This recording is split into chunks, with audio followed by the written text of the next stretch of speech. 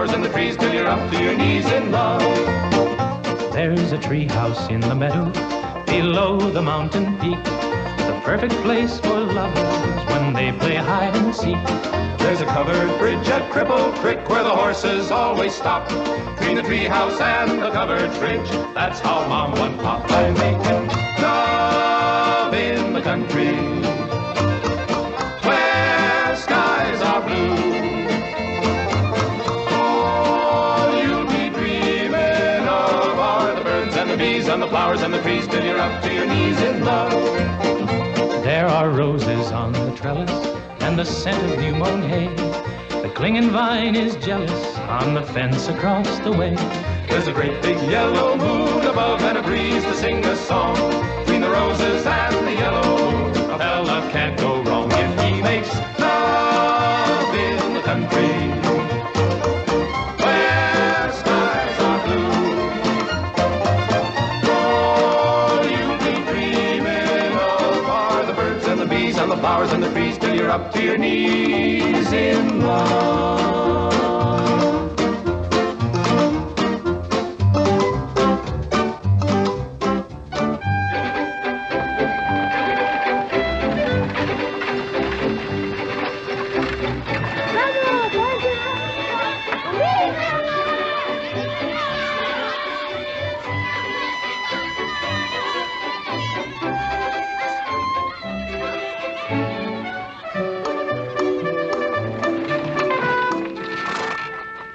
Lord to goodness, not again.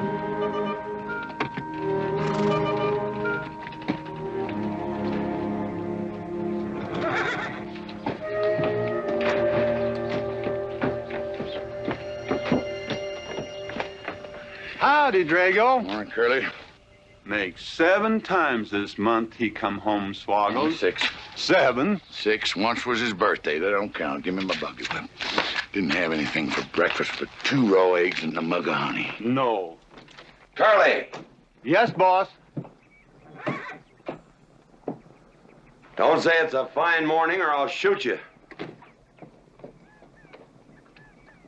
Get out of here, Bunyan. Good morning. Morning. Carlos, what are you doing up there? I hope I get it this time, Mr. McLintock. My brothers, they got the big hats already.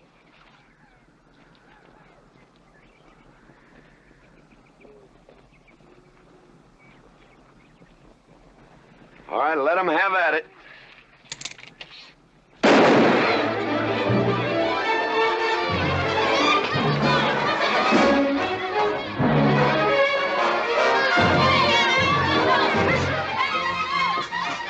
Get over it. Did you let me drive? You promised me you would sometime. No, yeah.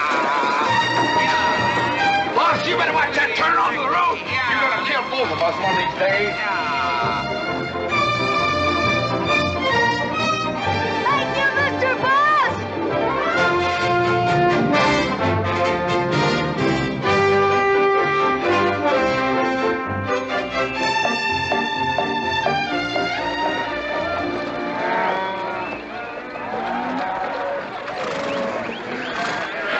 You got cattle in the back, boss.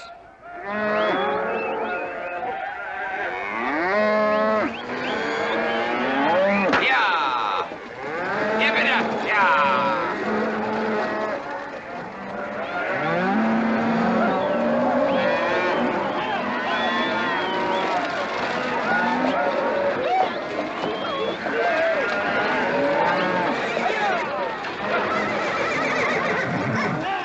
Keep 'em going. 15 cents a pound all the way to Kansas City. Yeah. Yeah.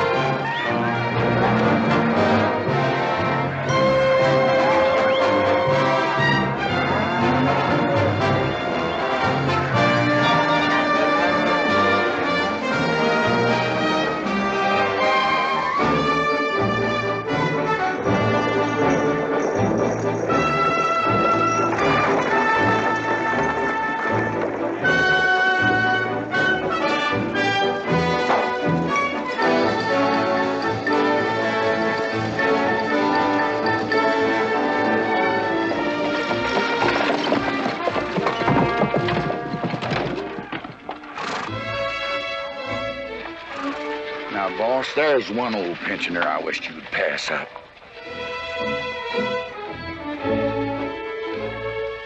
Bunny? Yeah. I knew where I'd seen his face before. He's an old timer. He's just been around town a couple of years. Oh, you have no milk of human kindness. Morning, Mr. McLintock. Morning, Bunny. Well, I can see you're in good health. Never felt better. Contrary to what you may hear. Me, my kidneys ain't what they used to be, and my liver's been leaving me billies. Drago?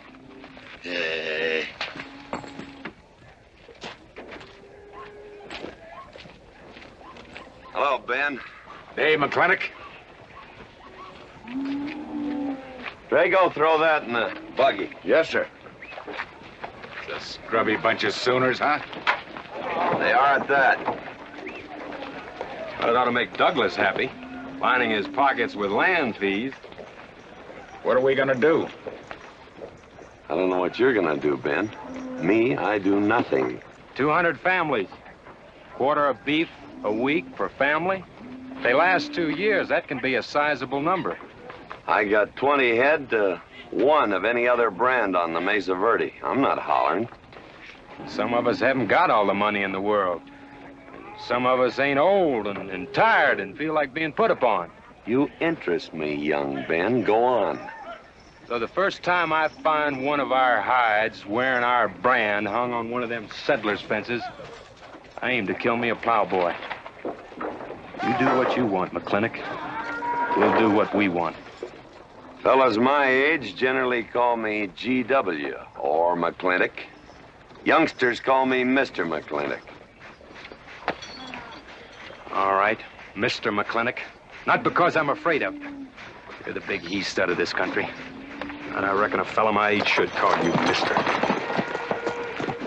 Full grown now, GW. He's a half owner of the spread. I made him a full partner the day the doc gave me the long face. Well, you want him to vote the first time this territory becomes a state, don't you? Of course I do. If these settlers get burned out, there'll be a lot of hollering that this country's too wild to be a state. We'll go on being a territory some more, with a lot of political appointees running it according to what they learned in some college where they think that cows are something you milk, Indians are something in front of a cigar store. I'm looking to you to hold young Ben down. I'll do what I can. Come on over to the house once in a while. We'll rack up a few hands of stud. GW, that'll be just fine.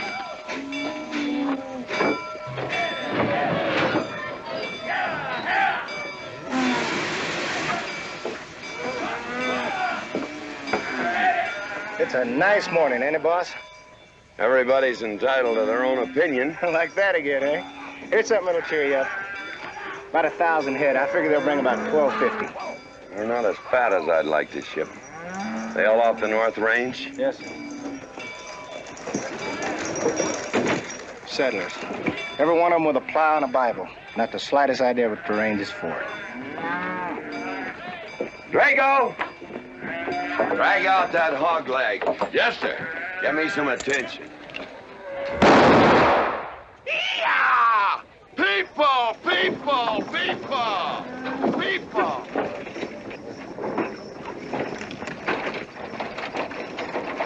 Come on, all of you. Gather around. People, come on. Gather around. I'm McLintock.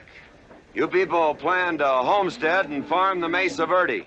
Yes, sir. The government give us each 160 acres. The government never gave anybody anything. Some years back, a lot like you came in. You had a pretty good first year, good summer, easy winter. But the next year, the last rain was in February. And by June, even the jackrabbits had sense enough to get off the mesa. Folks, do you know who that is? That's McLintock. George Washington McLintock. I told him that, Douglas. He controls the water rights on 200 square miles of range. You know that lumber you got? It came from his land. Cut by his loggers and milled in his mills. Douglas, I come close to killing you a couple of times when we were younger. Saddens me I didn't. Can you imagine a man who owns all that? Oh, and mines too, I forgot to mention them. All that. And he's begrudging poor people a measly 160 acres. That right, Mr. McLintock? You begrudge us a little free land? There's no such thing as free land. If you make these homesteads go, you'll have earned every acre of it. But you just can't make them go on the Mesa Verde. God made that country for buffalo.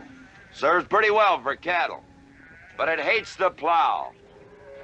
And even the government should know that you can't farm 6,000 feet above sea level. Any trouble, Mr. McLintock? No trouble, Jeff.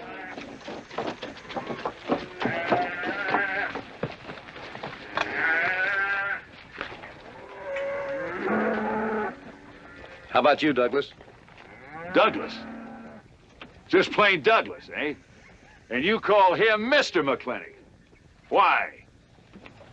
Well, Douglas, I guess it's because he earned it.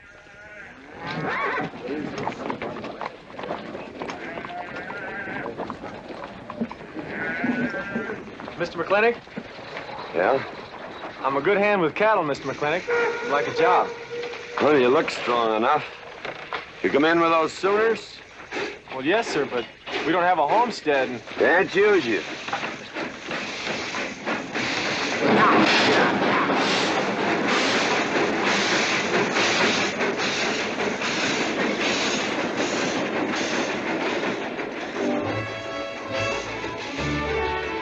Tough life, ain't it, Sonny? Hell, ain't much future in being a farmer around these parts.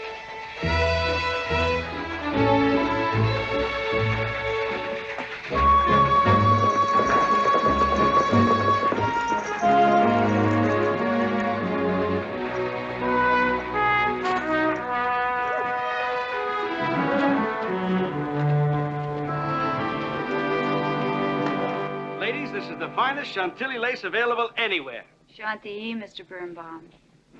Well, believe me, it's the best. Oh, excuse me, please. Look around. Take your time. Drago, I got 1,000 Havana cigars and 12 of those hats for you over there. Them fair big hats ain't gonna last long the way some folks have been dipping into that red eye these days. Uh-oh. Good morning, GW. Good morning. I stole some stick candy. Please, help yourself. Come on in.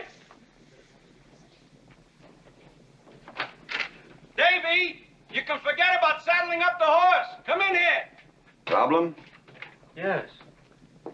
Well, if I were blacks, I'd move Queen's Bishop to King 4. Yeah, you might be right. You know, I was just starting to work this out when the letter came. Letter? It was... What happened? Don't you want me... Morning, Mr. McLintock. Morning, Davy. You being here saved me a trip. Oh, that hat and suit of clothes you picked out for my birthday? Well, instead of this cowboy hat, I'd like to have this one. If it's, all right with you, sir. Well, it's all right with me, Davy. Of course, that looks like the kind of a hat a fella'd wear down Main Street to start a fight. Oh, I don't need a city hat for that. All I have to do is walk down the street and some wiseacre will call me an Indian, and just like that, the fight's on. Davy, the letter, it's for you. And you are an Indian. Yes, I know I'm an Indian. But I'm also the fastest runner in town. I've got a college education, and I'm the railroad telegrapher. But does anybody say, hello, college man, or hello, runner, or hello, telegrapher? No, not even hello, knothead. Davy. It's always, let the Indian do it. Will you go out in the store and help the ladies? All right. I'm also bookkeeper, part-time clerk. Always let the Indian do it. The lady brought that out here this morning, asked for it to be taken out to the home ranch for you. Handsome lady, kind of tall with red hair. Called me Mr. Birnbaum, just as if she'd never seen me before, and as if that veil that covered her face would keep me from recognizing her. I thought she was in New York or Europe or someplace. So did I. Jake, you better throw on a couple extra cases of the boss's favorite bourbon. That stuff sure gets used up fast out at our place. Which reminds me, you better start tapering off. Catherine's in town. Katie?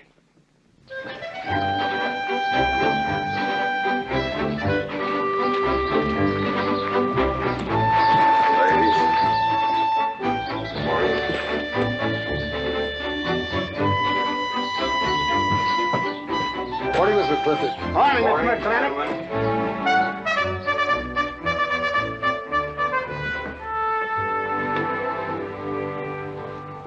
Good morning. Hello, morning, Matt. Darling. Pomeroy, Morning, GW. what are you doing in here? Why aren't you out at the desk? Helping out the bartender. Yeah, I see a busy day. Give me the key to room 17. What? 17, and don't advertise it. Here they come, Mr. McLintock.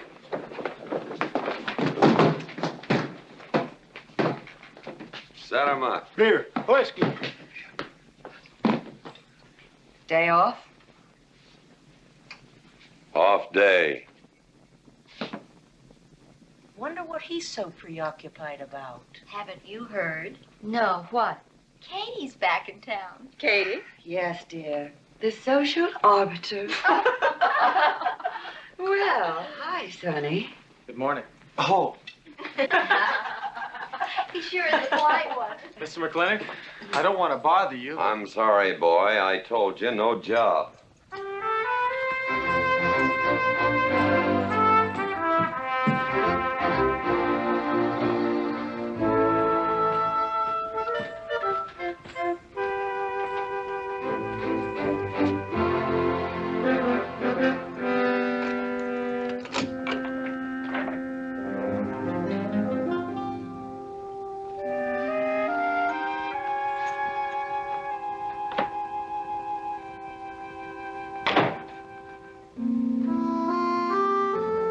Catherine. George Washington McLintock.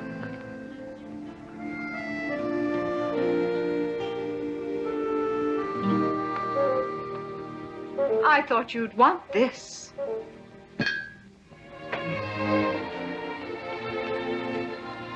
First dig of this spur. But who am I to upset your plans? But you feel kind of silly. I never feel silly. It's because you have no sense of humor. Why couldn't we sit down in the hotel dining room and talk about whatever it is you want to talk about? Or why couldn't you just come over to the house? And have everybody know that we're meeting. Everybody knows, and what's the difference? We're married. And that is something I should like to change.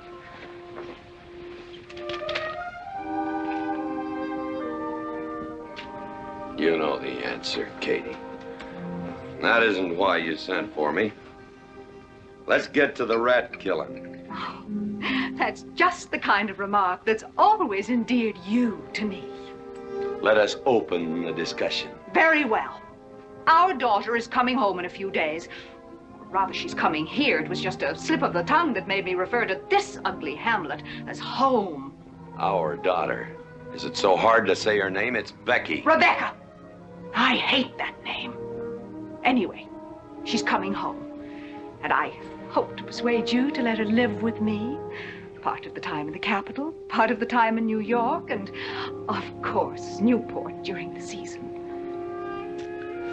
You're whistling in the wind, Katie. If she stays here, she'll become just as crude and as vulgar as all of this country. And if she goes your way, she'll be all show and no stay. Oh.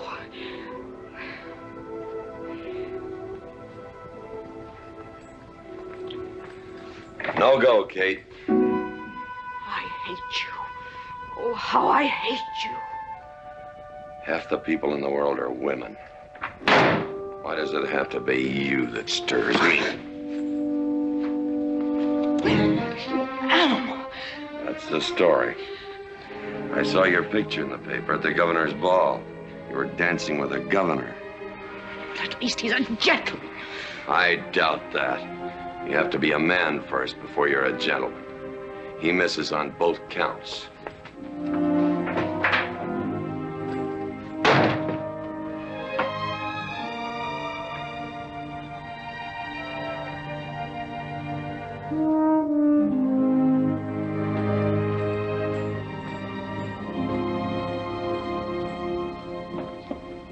Hey, Sonny, you gonna ask him again?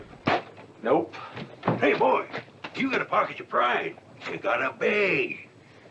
You better listen to an expert, Sonny. I'm telling you, you got to grovel. Human nature gets him every time. Mister, leave me alone. Everybody does it one way or another.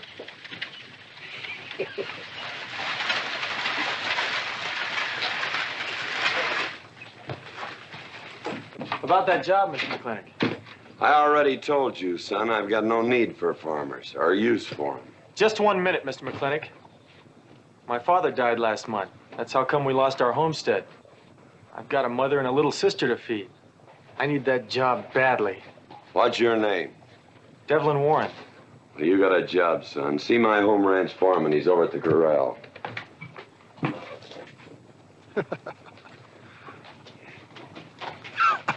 Step down off of that carriage, mister.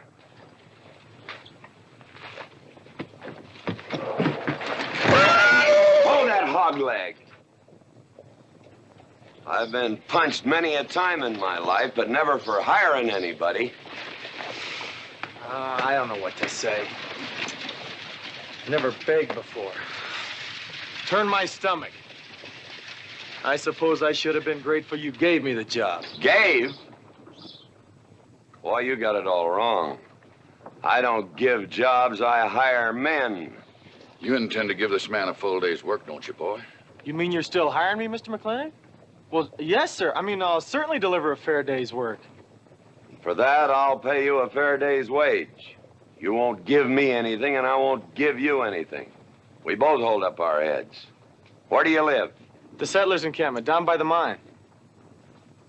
That's your plug? Yes, sir. Well, hop on him, and we'll go get your gear.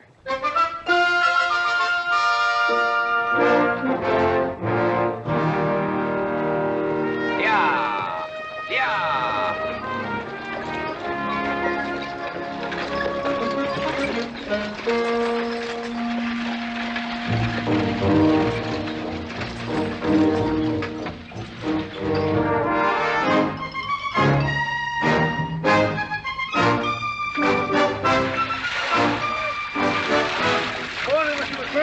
Morning, Mr. Poor Boy.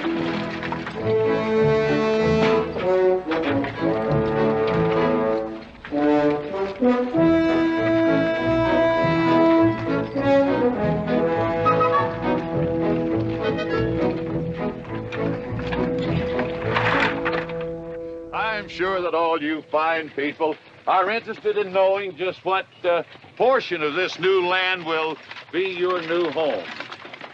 Oh, Jones and McAllister, since you've been more or less the leaders of our group, I'd like to have you come up and check the exact location.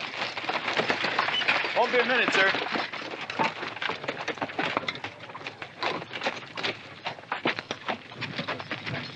Go after that boy and give him $30. Tell him McLintock pays these riders a month in advance. From the looks of things, they can sure use it, too. Oh, Mom? It's Mr. Drago. More. Well, and what do we owe this visit from the cattle baron? I've got a touch of hangover, bureaucrat. Don't push me. Oh, backman!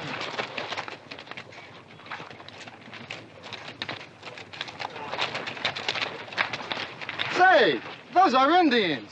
Are there Indians in this homestead land? Friendly Indians, my boy. Oh-ho, Macklin. Oh, running buffalo. Oh, Macklin. Long time we don't get drunk together. And it's going to be a lot longer time, because it's against the law and you're with the sheriff. And if I got my hands full, they came into town to meet the train. The old Indian chiefs are coming home. I heard they'd been pardoned. They don't know when it's arriving, this week, next week, or next month. So in the meantime, I've got to do something with them. Could I cut out a couple of headier steers to feed them? Otherwise, some of these settlers' milk cows are going to disappear. That's right, Macklin. Cut out whatever you need. Sheriff, are you going to camp these savages with all these settlers? You're asking for trouble. Mr. Douglas, I already have plenty of trouble. Please stay off my back. Running buffalo. Bring your people over to the clay slide. Hello. Hello, Mr. Macklin. Tiny Mouse, it's nice to see you. You wouldn't believe it now, but 20 years ago, she was a mighty handsome maid. 20 years ago, you thought so too, Mr. Douglas.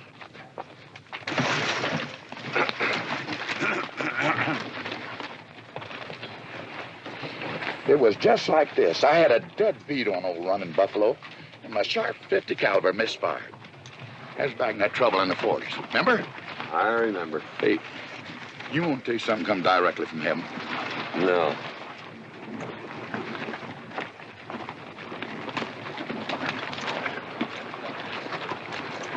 Where'd you get this? That boy's mama baked them. You thinking the same thing I am? She's a widow woman, boss, and she's got a long, hard road off. Hara.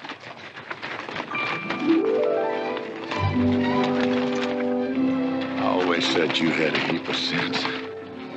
Mr. McLintock, this is my mother. Your mother? And my sister. Pleased to meet you, Mr. McLintock. Ma'am, this here's my boss, and he has a few choice words to say about your biscuits. Yes, Mr. McLintock? Huh? They're great.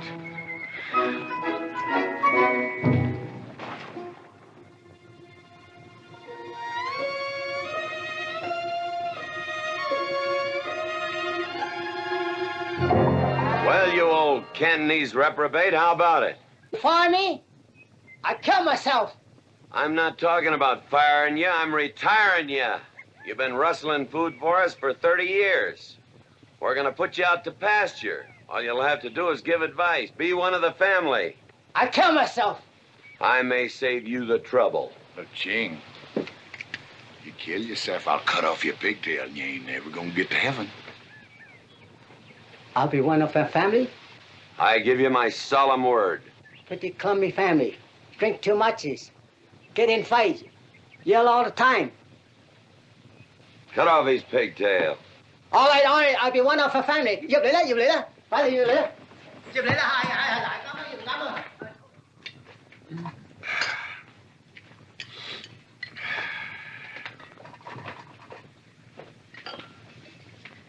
I hope everything is satisfactory.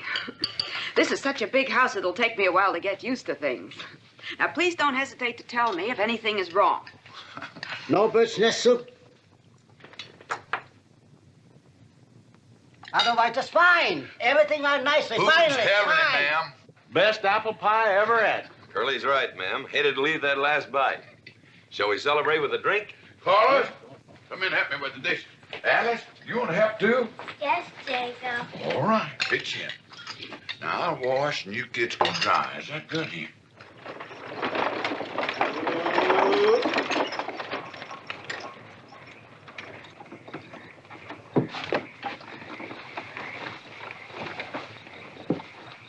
Don't seem possible one woman could use all them clothes. You keep a civil tongue in your unprepossessing face. Yes, ma'am. And unload my baggage, please. Yes, ma'am. By the way, what does that word unprepossessing mean?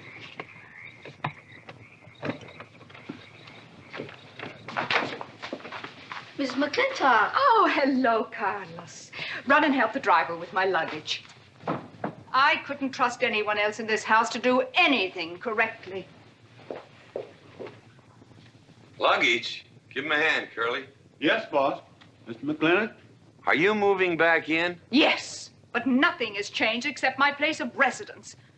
And I'd be willing to put up with savages rather than be denied the company of my daughter. And I'm proving that by moving in here. Mr. McLintock, since it's my first day, would you excuse me if I, Go ahead. Oh, Catherine, this is Dev Warren. He joined the outfit today.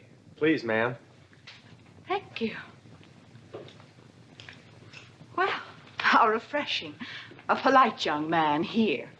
Where did he come from? He's a farmer. A farmer? Well, I'll be doggone. Kate, welcome home. What on earth are you doing in that idiotic-looking outfit? And don't you dare call me Kate.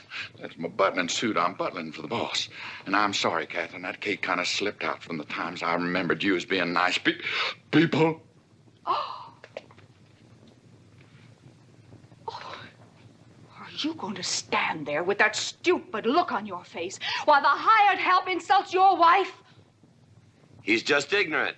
He doesn't know any better than to tell the truth.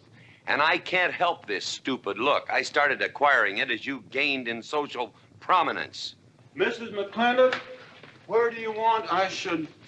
What? Put him in the master bedroom. Yes. But move Mr. McLintock's things into another room. Oh, the one back of the stairs would be best so that he can't wake up the entire household when he comes home every Here's night. Just before daybreak. Yes, ma'am. Oh, excuse me. Here's your cigars, Mr. McLintock. I am Mrs. McLintock. Kate, Catherine, this is the cook. This is the lady does the cooking for us. Mrs. Warren, Mrs. McLintock. How do you do? Very pleased to meet you, Mrs. McLintock. Very pleased. Likewise. You see, I just came to work here today, and I guess I jumped to the conclusion that this was a bachelor's household. It is, and then again it isn't. I will explain so everything will be quite clear, Mrs. Wallace. Mrs. Warren. Mrs. Warren. It has been a bachelor's household for quite some time. And it will be again, just as soon as I am out of here, which will be as quickly as I can make arrangements to take my daughter back east with me. You see, she's coming home from school in a few days, and then we'll be off together, and you can return to conducting yourself as you consider proper in a bachelor's household. Katie! Shut up! Until then, I am mistress in this house, and I will give the orders. I want my breakfast served in bed. Let her. Ain't you gonna say nothing, boss? Breakfast in bed. No. 1 poached egg, tea, toast. Oh, GW. As soon as my things are put away, I want to talk to you about Rebecca. Yes, Mrs. McLintock. Indeed, Mrs. McLintock. Of course, Mrs. McLintock. The toast, lightly browned and unbuttered. Of course, ma'am. Wait a minute now, boss. Where do you think you're going? I just remembered I got a date. But she said she wanted to have a talk with you. I heard.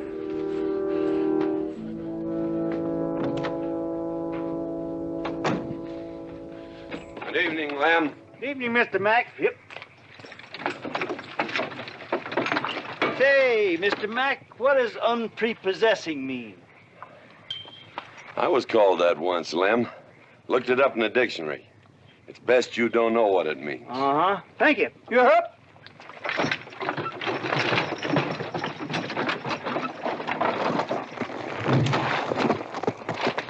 Hey! What am I gonna tell her when she asks where you went? When in doubt, tell the truth. She wouldn't expect that from you anyway. Where's Mr. McLintock going? There he goes, burning his last bridge. You see a yellow streak about a foot wide running up down his backbone. Well, Mr. McLintock? He ain't afraid of nothing. I once thought that.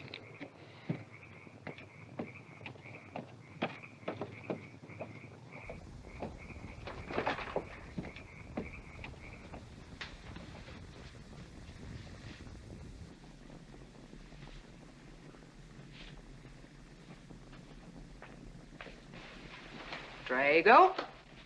Yes, ma'am. Was that, He took off, lit out. I told him I wanted to talk to him. Yes, ma'am. I was standing right over here when you said it, and I was standing right out there on those front steps when he walked up to a horse, grabbed a hunk of mane, stepped up on him, and sunk spur. Where did he go? Last time I saw him, he's going east. But you know him, he's liable to go north, south, or west. Get me a carriage. Yes, ma'am, but But what? maybe you shouldn't follow him into maybe where he's going into. What does that mean? I don't know, but I wish I hadn't have said it. I'll just get the carriage. Yes, ma'am. What happened? Get the Bruce.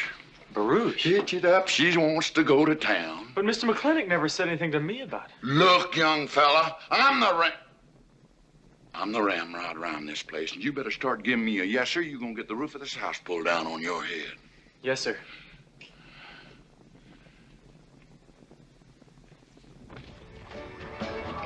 Hello, Davy. Hi, Mr. McLintock. New broom, eh? Big clean. Hello, Bunny. How is everything? Oh, fine, Mr. McLintock. I'll get you next time.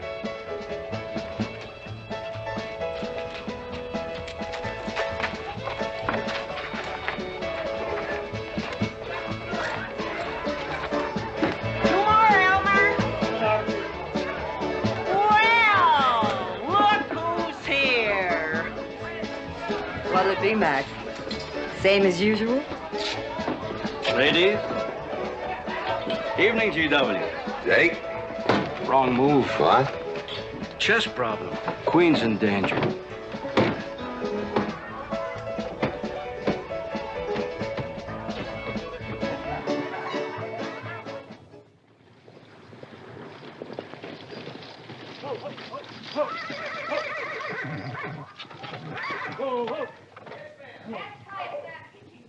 I suppose you can do that. Camille, you're on your own. Mr. McLintock?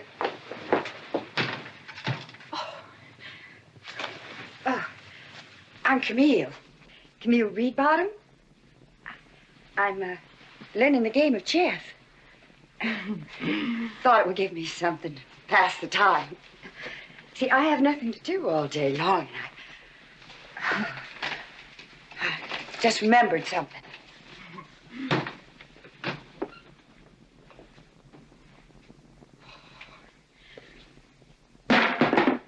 Catherine, I didn't hear you come in. Mr. McLintock, I told you that I wanted to talk to you. Not now. Could I get your glass of sherry, Catherine? Oh, thank you, Mr. Birnbaum. I could use one. I came into town behind a runaway team. Drago never could handle horses. It was that young man whose mother pretends to be your cook. Catherine, your wine. Oh, thank you, Mr. Birnbaum.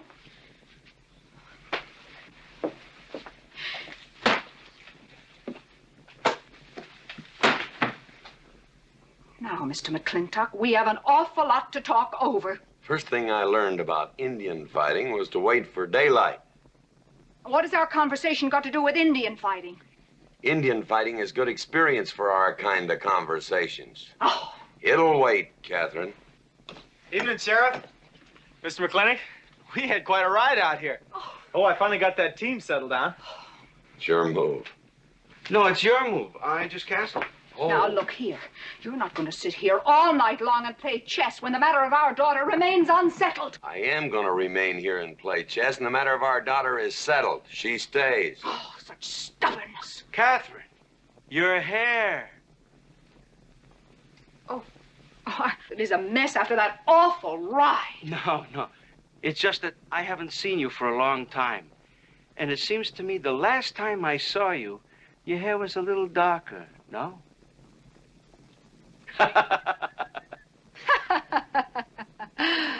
It's a funny thing the tricks a man's memory will play, huh? Mr. Birnbaum, I think that you've completely lost your mind. You have done something to your hair. I have not. If I had, it'd be none of your business. I'm certainly not going to put myself in the place of those blondine trollops that you seem to prefer. Take it. Huh? Oh. Fill it. Oh.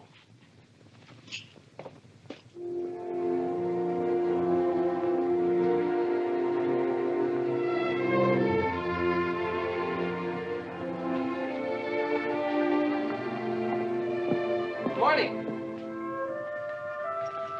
You fellas still at it all night? A McLintock never quits. But a Birnbaum has to. Besides, the game is over. You got me. Oh, no, Mr. Birnbaum. You still got a good game. Oh, you play chess? Yeah. Please, take off.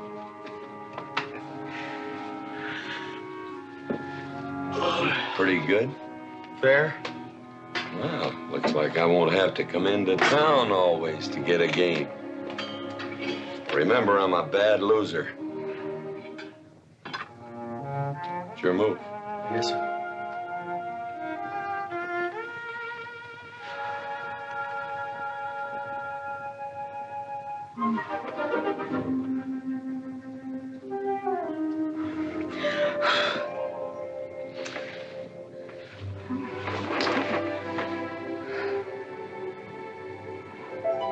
Good morning.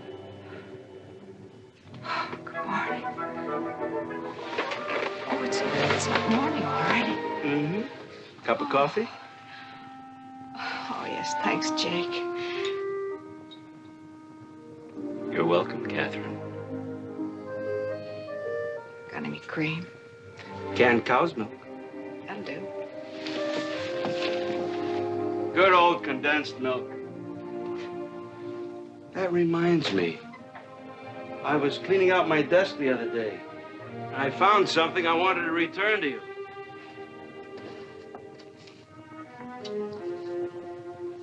Here it is.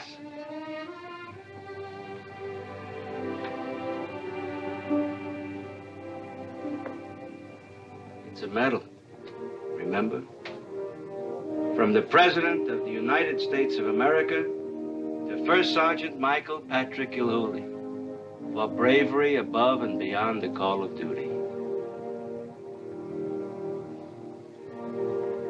It's your papa. Reminds me of the first time I ever saw you. It was over 17 years ago.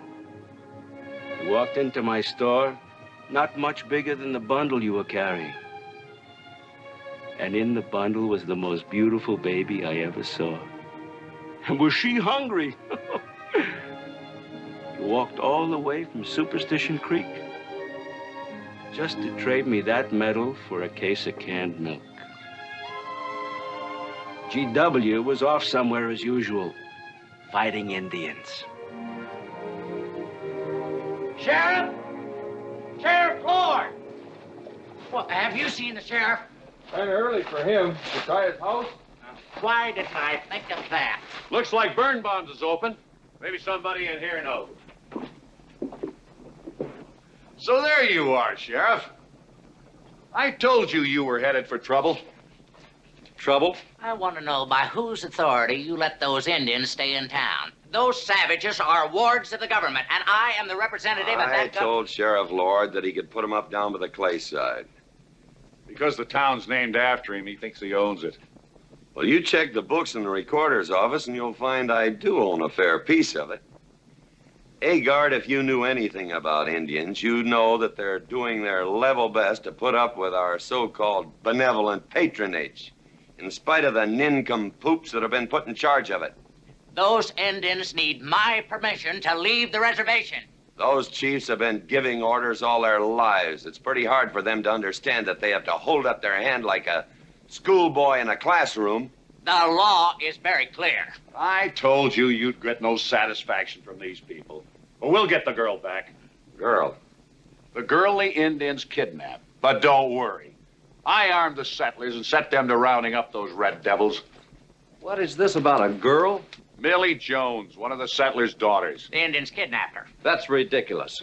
And you turn loose a lot of farmers with shotguns? I certainly did. You're insane. Let's go, Sheriff. Mr. Douglas, Oh, Miss McLintock. much as I hate to agree with GW about anything, you haven't changed a bit. You're still an hysterical fool. Coming to town, I got worried. What about? Thought maybe Katie shot you. Not yet, Drago, but it took restraint. Wait a minute. You better take Agard along. Not that he'll be much help. Drago, put him on the horse. Just a minute. Well, I'll drive. Yes, ma'am. Agard, what are you doing? Agard, this is serious. Stay with him, Agard. Stay with him. Agar, will you stop showing off and getting this buggy? mercy. Mercy. That horse is a little green.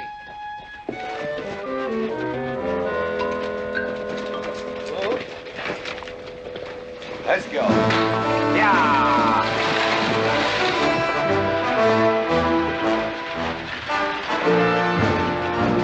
Just where do you think you're going? Don't use that range, boss. Tone of voice with me.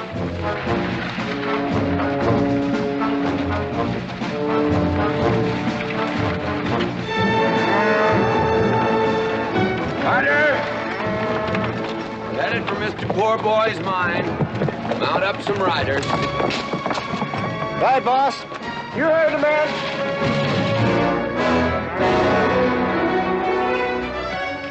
I don't like it, Mr. McLintock. I don't like it one bit. What don't you like? They're planning to hang an Indian.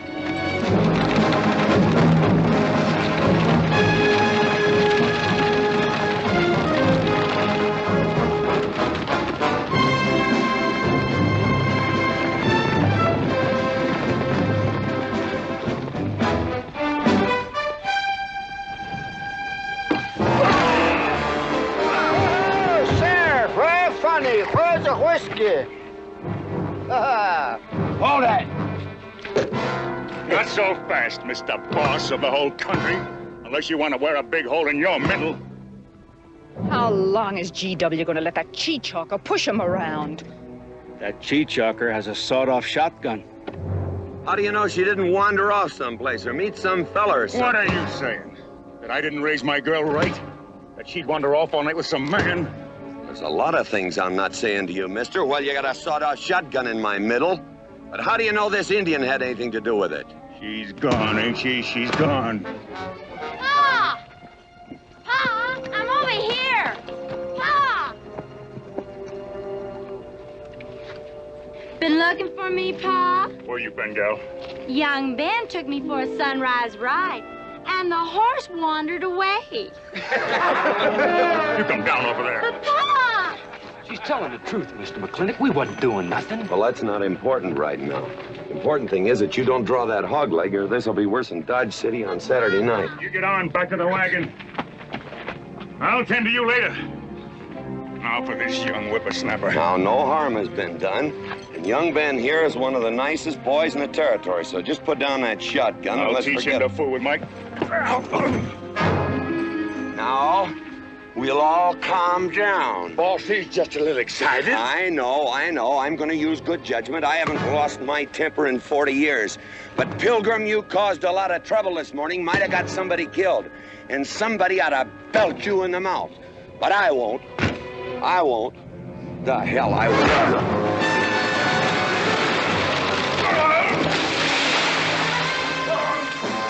McLintock Rider!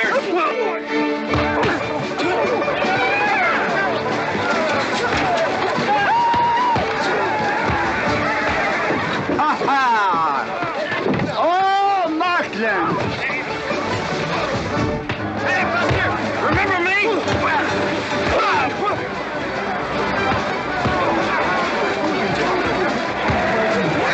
Hello, sir. Nice party.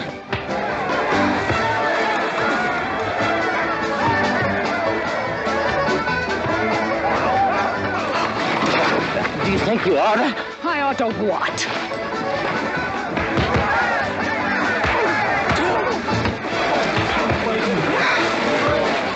Why, you fighting?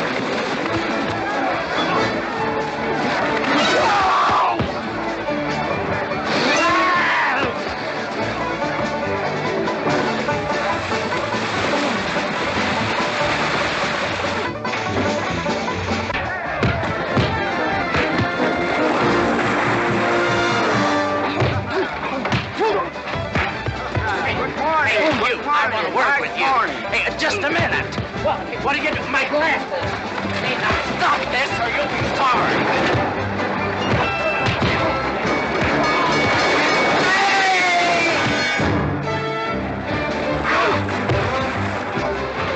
Stay out of this, Jake. It's everybody's war.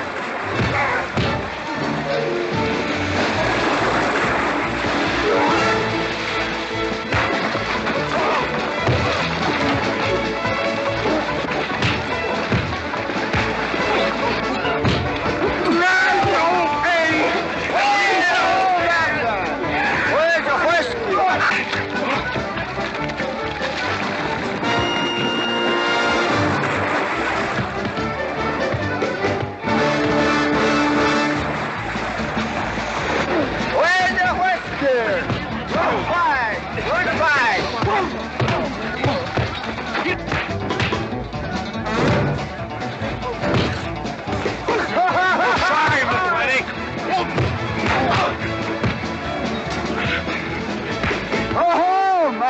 Thanks. Ha-ha! Very funny. Yeah, very funny.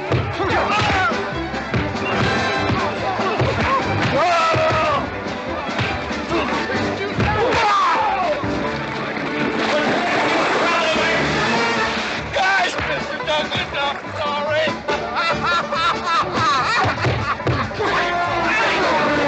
My age, Drago.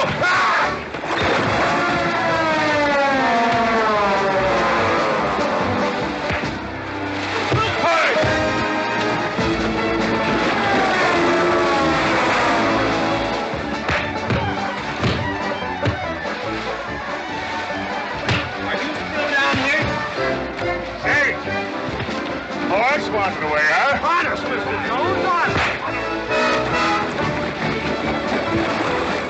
Oh, get out of my way. Nice left. Thanks. I went to college. For this, you don't need college. You're not getting me down there.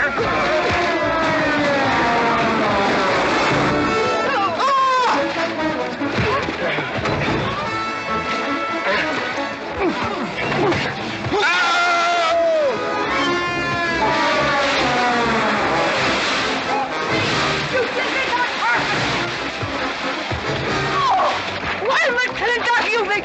Good morning to you, Mrs. McLintock. Buddy, you big... Yowie!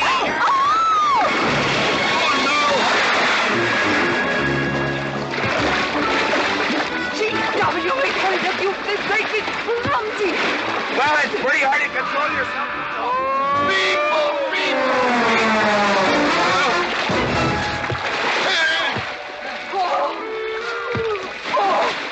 Oh, Macklin! Oh, Macklin! What party? No whiskey. We go home.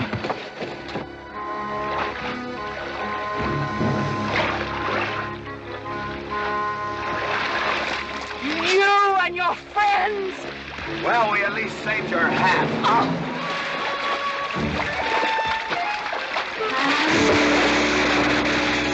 Where is everybody? Oh, for heaven's sakes.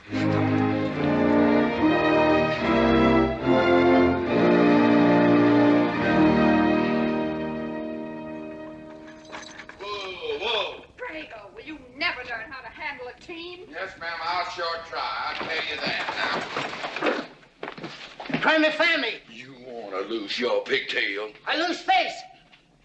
Lousy lot of tips. You want to lose more than that? Kate, Yes? we could be a big help to one another. Like what, may I ask? Well, we could wash the mud off of each other. We used to have quite good times doing that sort of thing. There are a lot of things we used to do. Good night, Mr. McLintock.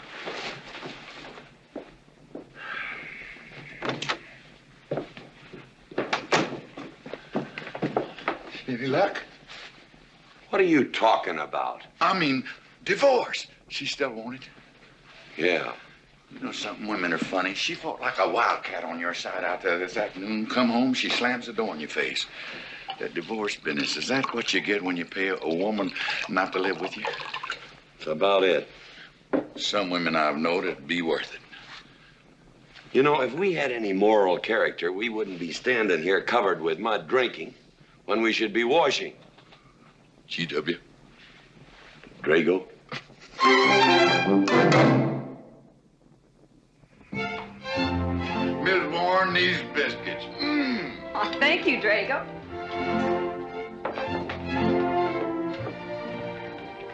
Good morning, Mrs. Warren. Morning, Mr. McLintock.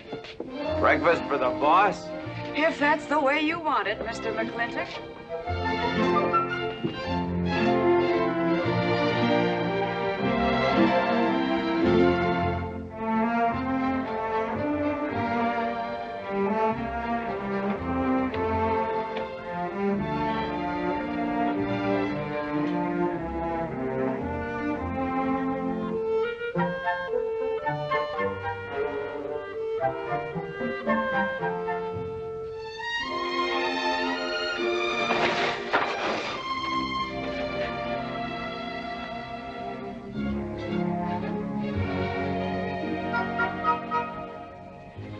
1 poached egg, tea, toast, lightly browned, and Why, Mrs. McLintock, you have a black eye. I do. Ooh.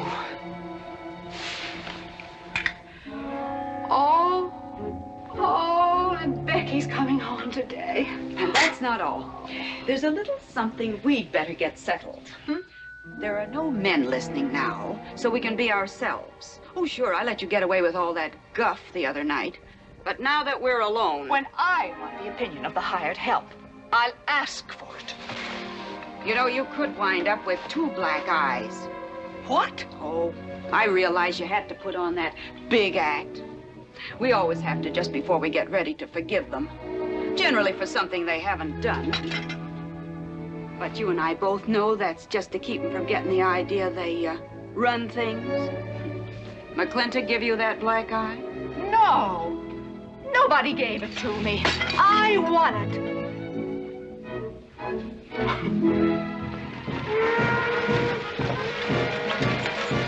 Morning, Davy. Morning, Mrs. Beach. Mr. Beach.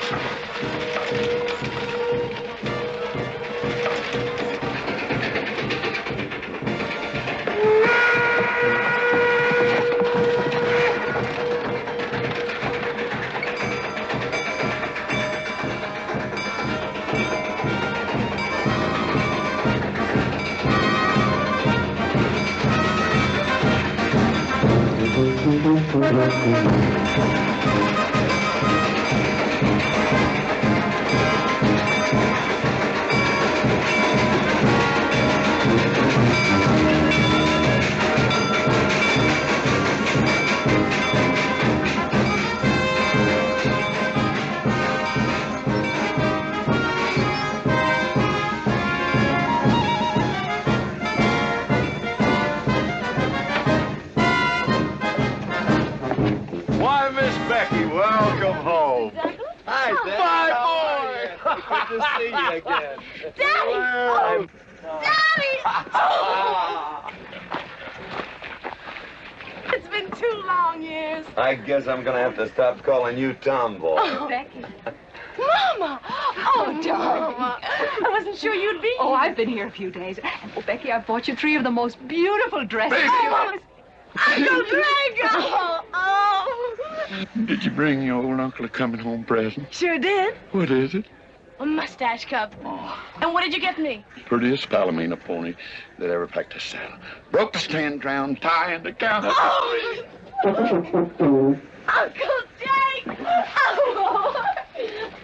What are you doing with Mr. Douglas's tuba? Oh, Mr. Douglas had a little accident. I brought you a whole shipment of licorice sticks. But now that I've seen how much you've grown, I think we better exchange them for a couple of bolts of dress goods, huh? Thank you. Oh, the mayor was going to be here, but he had to go to the territorial capital on a horse theft matter. But I'm going to give his speech. Oh, and don't worry about the mayor. I'm sure that he can find a bill of sale for the horse.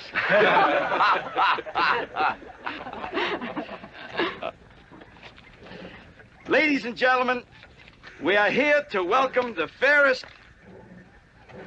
What am I doing? We are here to welcome back the prettiest girl that was ever born in McLintock, or in any part of the territory.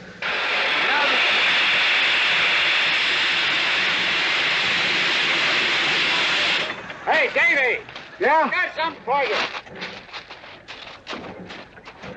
Yardmaster up at the junction told me to let him ride, so I locked him in here.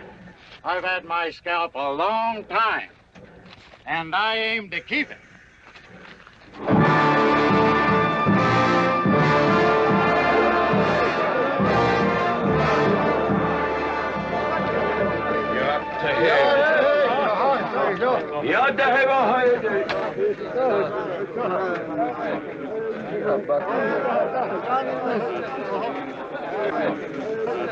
And now she's come back to us. Gone are the pigtails, but the freckles are still on the prettiest face that was ever born in McLintock.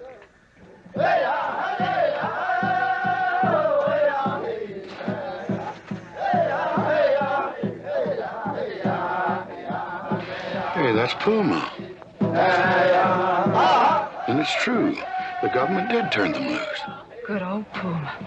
I'll never forget when he brought GW home. Your father had a hole in his chest and 104 fever. Of course, they weren't very mannerly about it. He came past the house at a high lope and threw him on the doorstep. And you do remember them good old days, don't you, Katie? Catherine.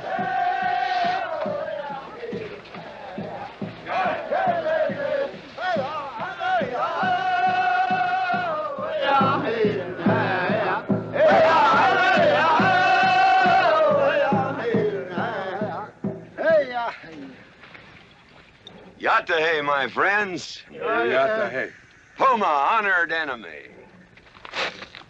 Does big McLintock forget, also blood brother? No, I'll never forget that. All wound. Does it hurt still? I feel it when it comes on to rain. An inch higher and I wouldn't have had to worry. Our big McLintock, that was remembered fight.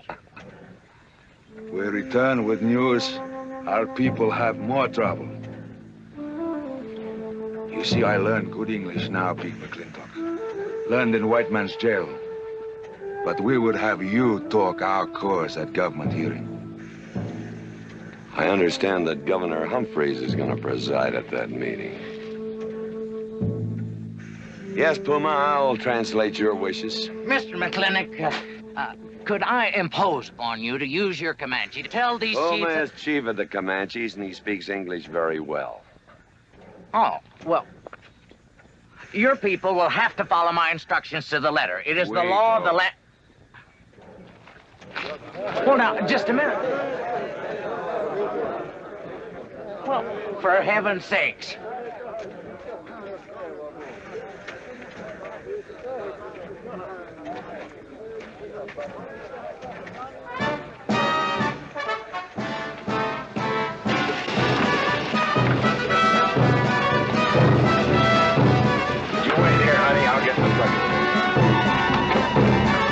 McLintock party? Surely. Will I see you there, Beth? Of course, Davy, and you can have the first name. Sis? Don't want any sister of mine talking to strangers. Davy's not a stranger. He clerks in burn barns. He's an Indian.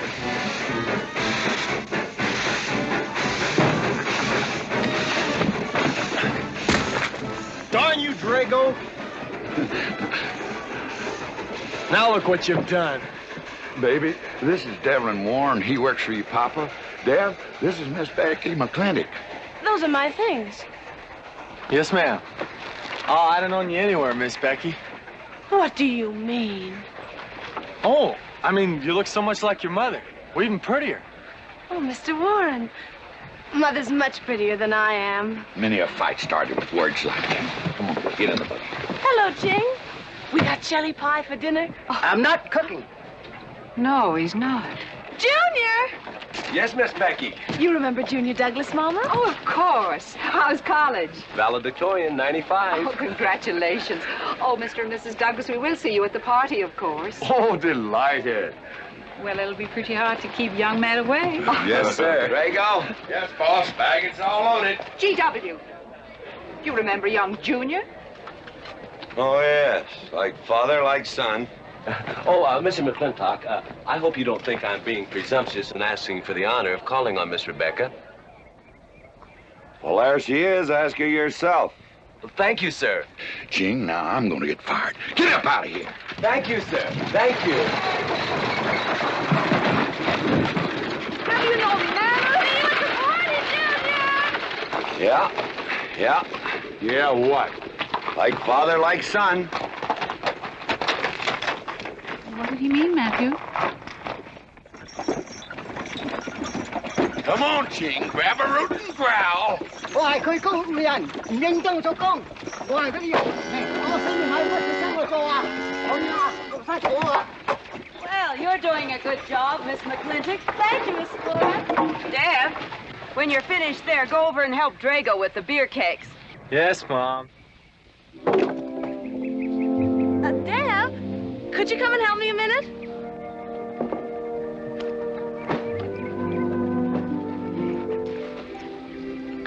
was surprised to hear you went to college. Why? I don't know. Junior says Purdue's a good college for a backwater place like Indiana. Well, he did indeed. Oh, could you do this? I can't reach it. Why didn't you finish college? Lack of funds. My father got sick and he had to come out west. So he took out a homestead.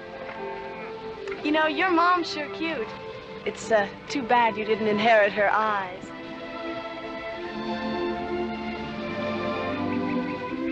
Well, you'd been lucky if you'd inherited a few things from your father.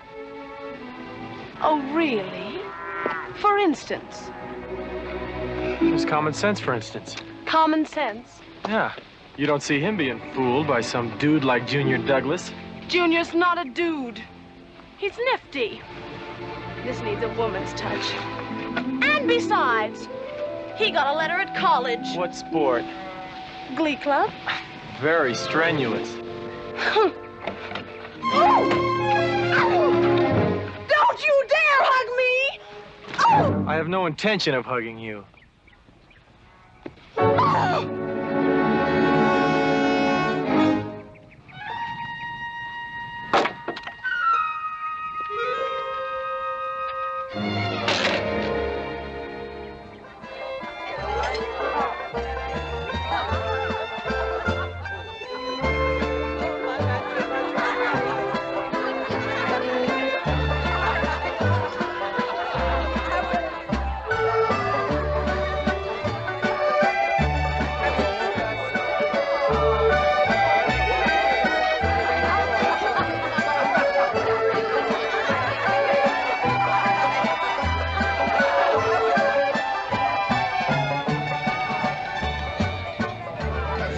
Ladies all look lovely, Catherine. You know, this is a real fine party. Oh, thank you, Ben. Of course, we had to invite everybody. Just everybody. Sorry, GW, but this one's mine. Well, thank you, Mrs. Warren. I guess I'll have to be a good host in my own home. Well, the next one's yours, Mr. McLintock. Thank you.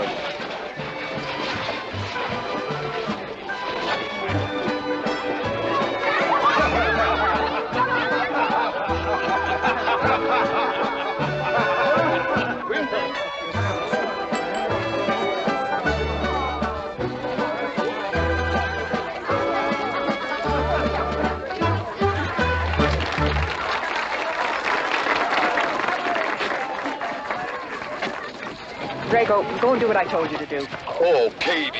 Catherine, and do as you're told. Oh, Drago, do this. Drago, do that. Yeah! People, people, people. This Douglas feller. Drago! Yes, ma'am. Matt Douglas, Jr. is going to bring you folks some of the latest terpsichorean dance steps, brand new, brought by him directly from New York City. All right, Mr. Fiddler.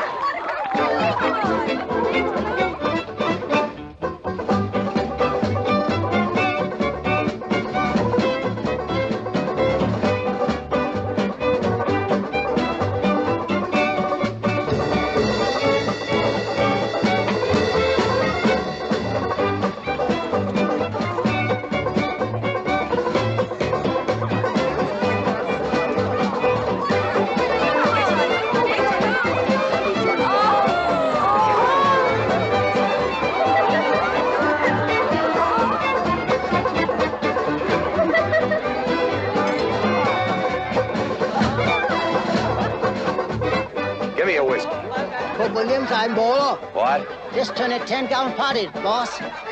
We'll run out of whiskey. Well, I can take care of that, Chief.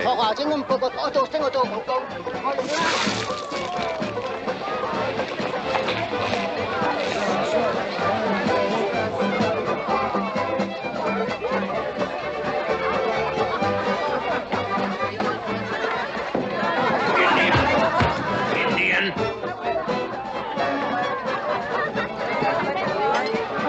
And you still got any ideas about asking my sister to dance? Get up and we can do this all over again. Yes! That's enough. You fought it. It's all over. Quit butting in, Birnbaum. He's a hired man, not your son. Look, you fought him fair and square. I don't think it was so fair and square. Well, you want to take up where he left off? If I did, you wouldn't find it so easy.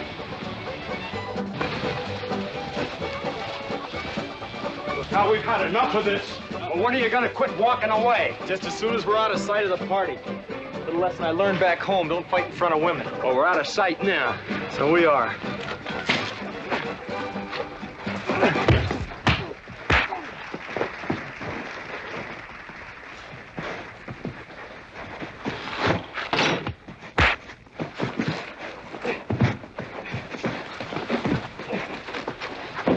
Such vulgarity. Someone should do something about it. You're right. Absolutely right.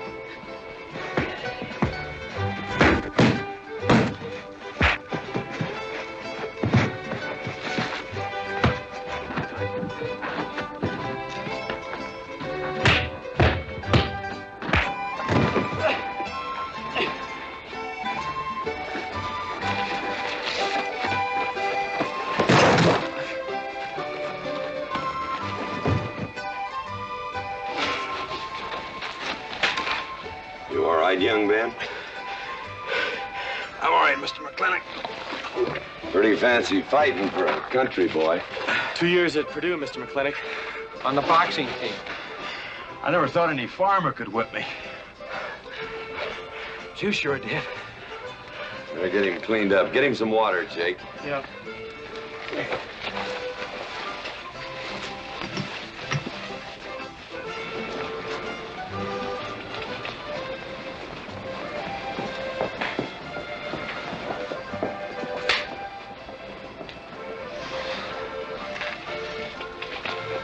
Get yourself cleaned up.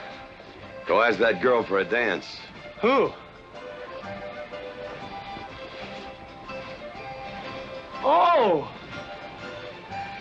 Did I miss one? Oh. Where is he? I'll find him, that young whippersnapper. Trouble. Where is that farmer boy? Where is he? Where is he, G.W.? Oh, so you're the young farmer boy that whipped my nephew. Well, I'm Fauntleroy Sage, young Ben's uncle. Well, I'm no farmer, but if you're young Ben's uncle, yes, I whipped him.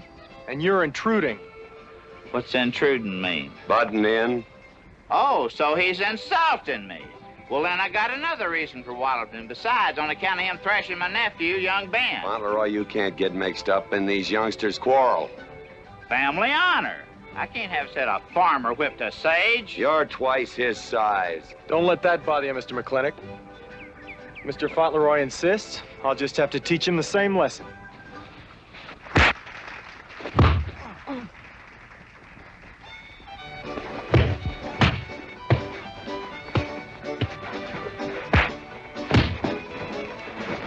Say!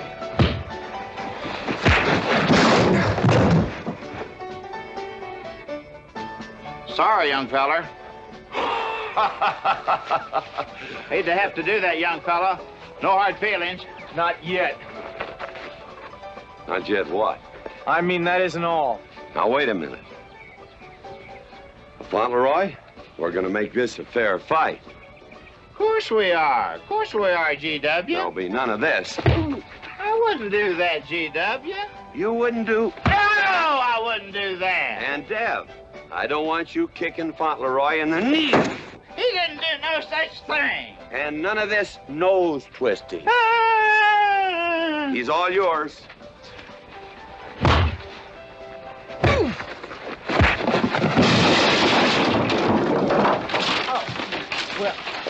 Well, where are my glasses? You all right, young feller?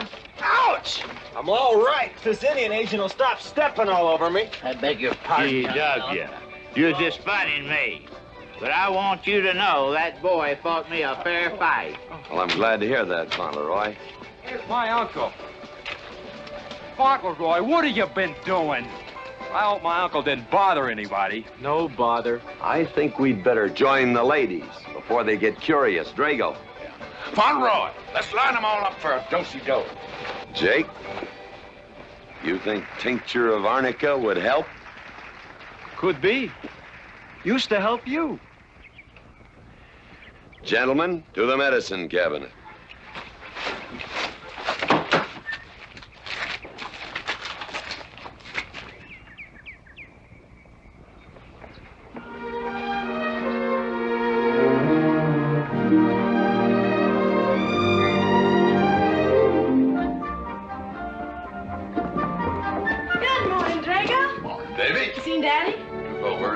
around with a scattergun over his arm. Went hunting.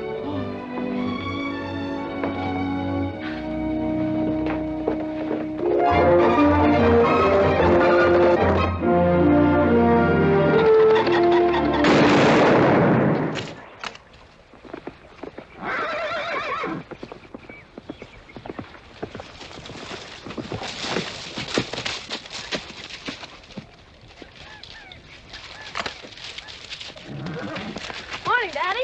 Good afternoon. I'll get you out so early. There's something I have to get straight in my mind. Yeah? What? Mama.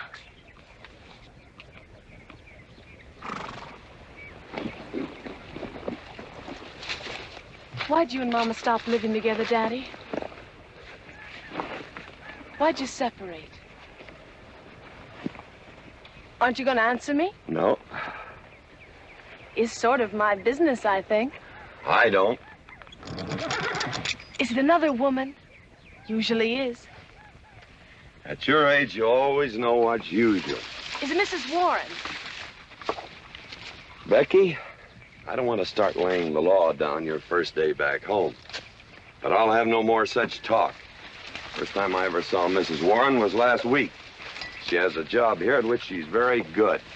And I hope you'll have the good manners to not pry into other people's business. Your mother's and mine. Pretty good shot, Daddy.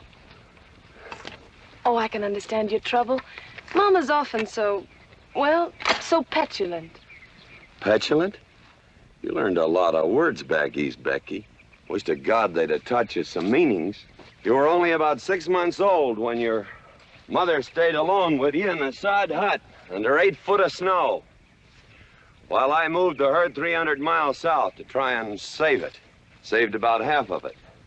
You were a little more than a year old at the time of the great Comanche raids. We stood off 500 Plains Indians for 9 days. Petulant, Becky? I think you better go on home. See that Ching gets those birds.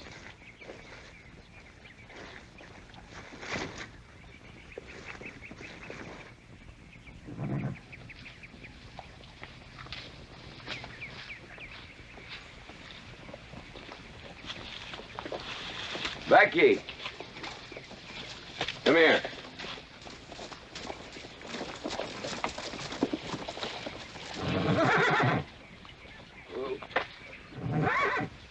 There's something I ought to tell you. Guess now's as good a time as any. You're gonna have every young buck west of the Missouri around here trying to marry you. Mostly because you're a handsome filly. But partly because I own everything in this country from here to there. They'll think you're gonna inherit it. Well, you're not. You're gonna leave most of it to, well, to the nation, really. For a park where no lumberman will cut down all the trees for houses with leaky roofs. Nobody will kill all the beaver for hats for dudes, nor murder the buffalo for robes. What I'm gonna give you is a 500-cow spread on the upper Green River. Now, that may not seem like much. But it's more than we had, your mother and I. Some folks are gonna say I'm doing all this so I can sit up in the hereafter and look down on a park named after me. Or that I was disappointed in you.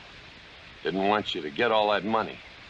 But the real reason, Becky, is because I love you. And I want you and some young man to have what I had. Because all the gold in the United States Treasury and all the harp music in heaven can't equal what happens between a man and a woman with all that growing together. I can't explain it any better than that.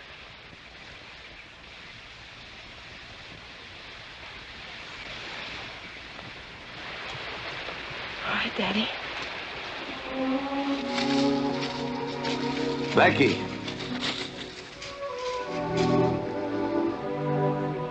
When you're as old as I am, you'll thank me for this.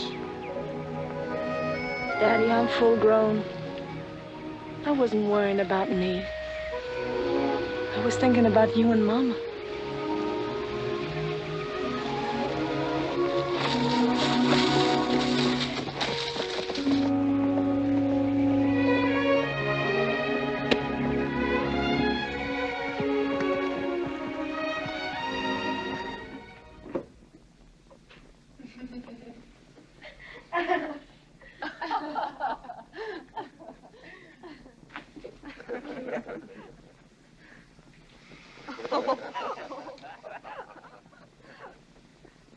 Oh.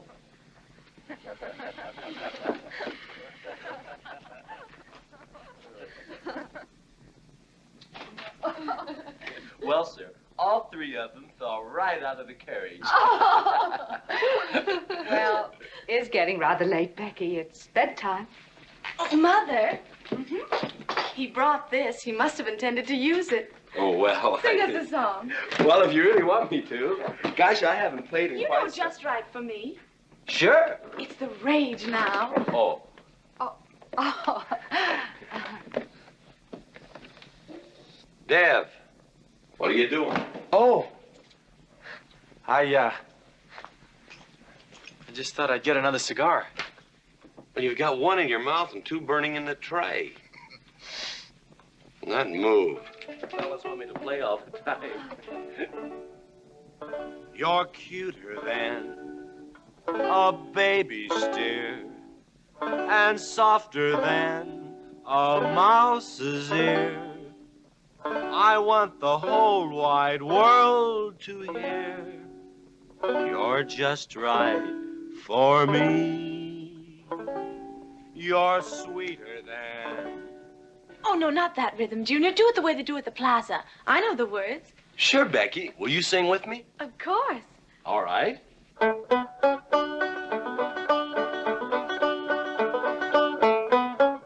love a man who's witty and smart and clever.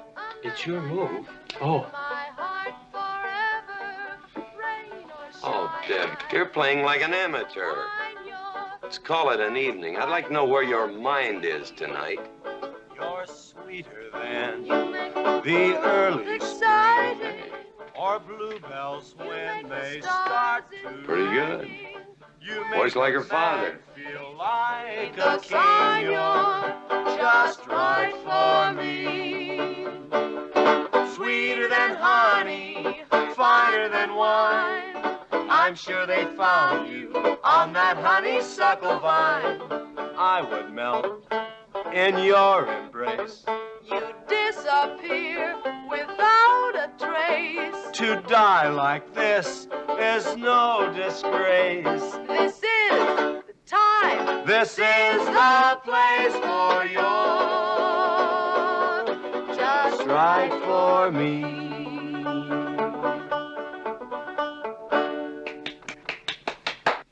Well, that's so good, I kind of hate to break this up.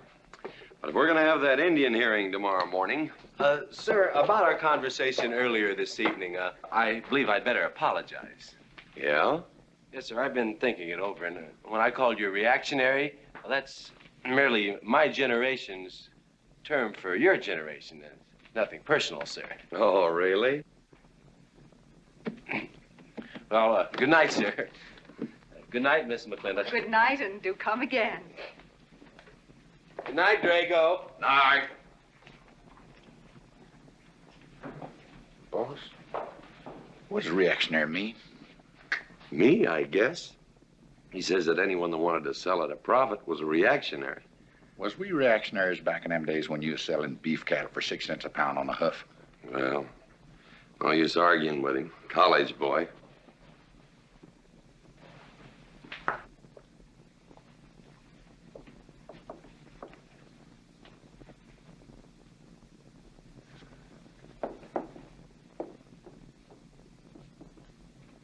Devlin Warren, if you was my kind of man, you wouldn't let some dude walk off with the prettiest girl west of Denver without putting up some kind of fight. Does it show? Well, what can I do? I'm just one of her father's employees. I'm just a hired hand around here. Every so often, Dev, you spill the strangest ideas. Everybody works for somebody. Me, I work for everybody in these United States that steps into a butcher's shop for a T-bone steak. And you work for me. There's not much difference. Daddy, the most terrible thing just happened. Junior's horse ran away. The one he rented at the livery stable. Tied up a rented horse by the reins. He's probably back in the stall by now. I think we can get Junior something that he can ride. What I'd rather do, Daddy, is drive Junior home in our barouche. It's a lovely evening, and I'm sure Uncle Drago wouldn't mind driving. I would, and I got the kind of manners don't keep me from saying so, just to be polite. I'll drive him home, Mr. McLintock. And you don't have to come, Miss Becky. I'll see that he gets home safely. I can take care of myself. You got yourself a foot, didn't you? Dev, get the carriage. Drago? I'm going with them. Now you got me wrangling dudes.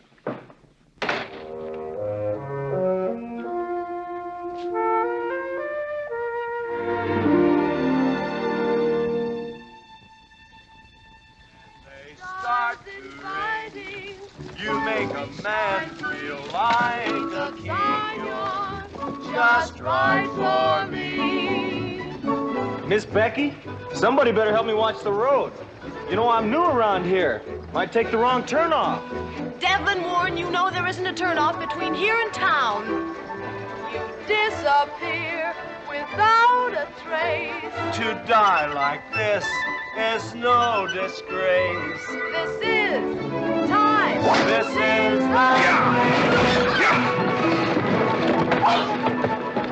Devlin Warren, what are you trying to do? Kill us? Rather have your friend drive?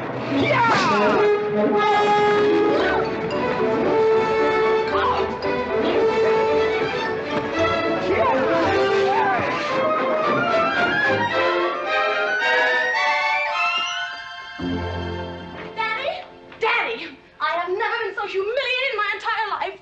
I said what I said, and I'll stand by it to the death. Shoot him, Daddy. Shoot him at once. Well, why? My honor is at stake.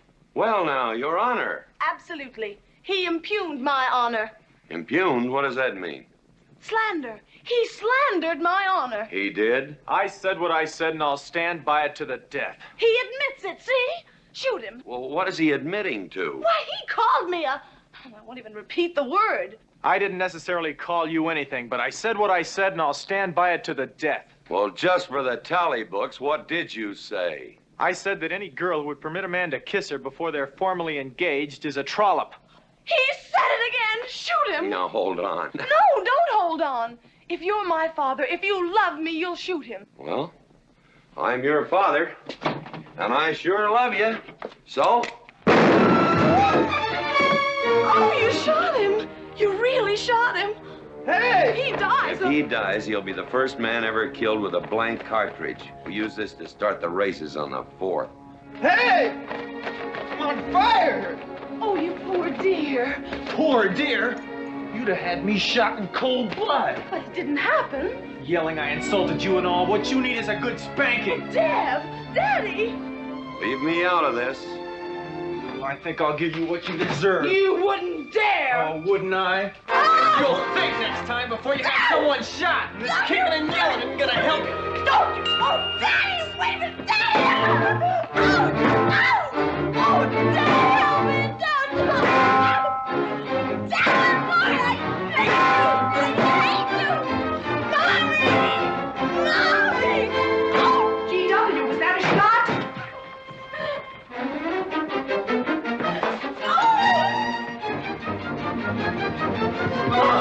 Becky, what happened? He spanked me! You spanked my daughter? Dev. You mean you stood there while that brute beat our daughter? G.W., what's happened to you in the last 2 years? Part of valor, son. Oh, isn't it enough that you've always treated me like a squaw without subjecting dear, sweet Becky to this crude, vulgar way of Catherine, life? you women are always raising hell about one thing when it's something else you're really sore about. Oh. Don't you think it's about time you told me what put the burr under your saddle about me? I don't intend to stand here and hold a midnight conversation with an intoxicated man.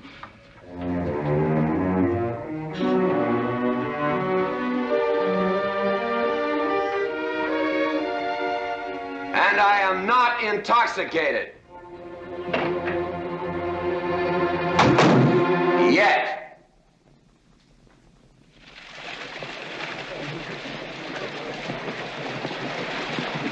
Hello, Governor! Hello, Governor!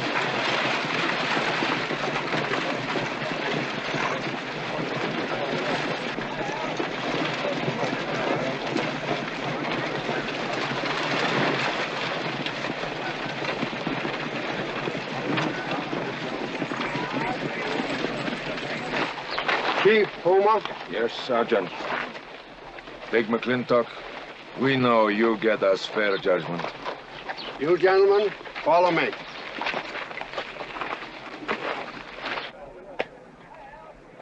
Well, Jake?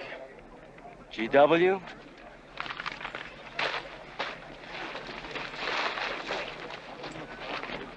Well, GW, it's been a long time. Not long enough. Cuthbert.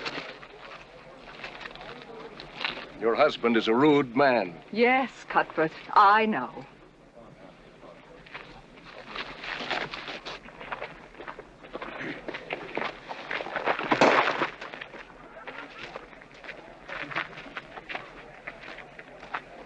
Where you want the Indians, Mr. McLintock? Mr. McLintock is not running this hearing. Sergeant, seat those Indians. Yes. Gentlemen, be seated. You know, the whole tribe here want to come into town. Proceed, Lieutenant. This hearing is now in session. Governor Cuthbert Humphreys presiding. Good luck, Daddy. Afraid it's a packed court. Government Edict number 826 has ordered that the Comanche Nation be transferred from their present reservation to Fort Sill. It is the government's claim, as filed by Indian Agent Agard, that these chiefs, after being released from prison by a kindly government, did then rouse and incite defiance among the tribe against said order. It seems, gentlemen, that although some of these chiefs speak English, Chief Puma is quite at home in our language, they have chosen Mr. McLintock to be their spokesman. I speak for the Comanche. Or rather, I offer this translation. Proceed, Mr. McLintock.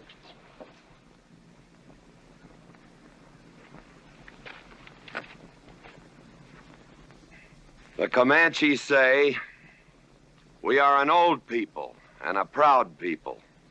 When the white man first came among us, we were as many as the grass is of the prairie. Now we are few, but we are still proud.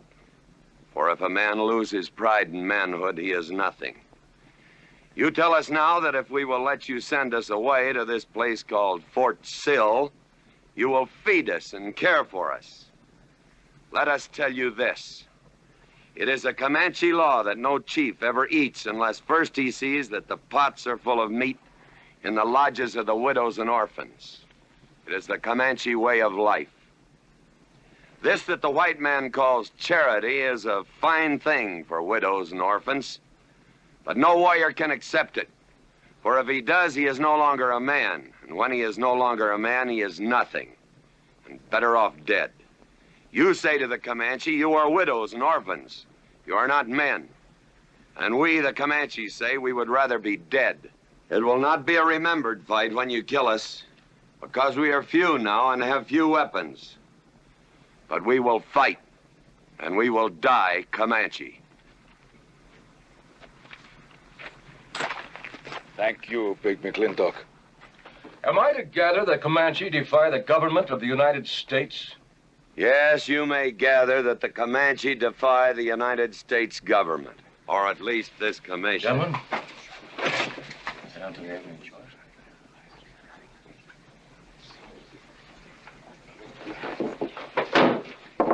It is the order of this court that these chiefs be incarcerated until such time as the detachment of United States cavalry be made available to escort them and the Comanche Nation to Fort Sill. This court is adjourned. Oh, McLintock! You are important chief amongst these white people. Sway them. Have them give us few guns to make the fight worthwhile. Let us have one last remembered fight for end of Comanche. I almost wish I could arrange that, Puma. Ahalani cha. Ahalani cha. Sergeant. Yes. Good God. Carry on. Gentlemen.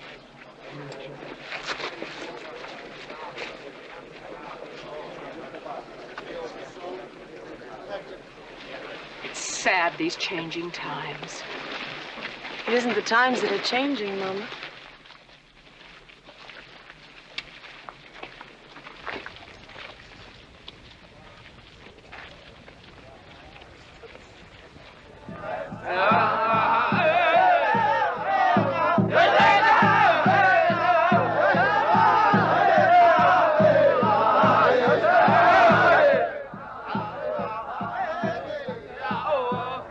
Hi, GW. Hello, Lem.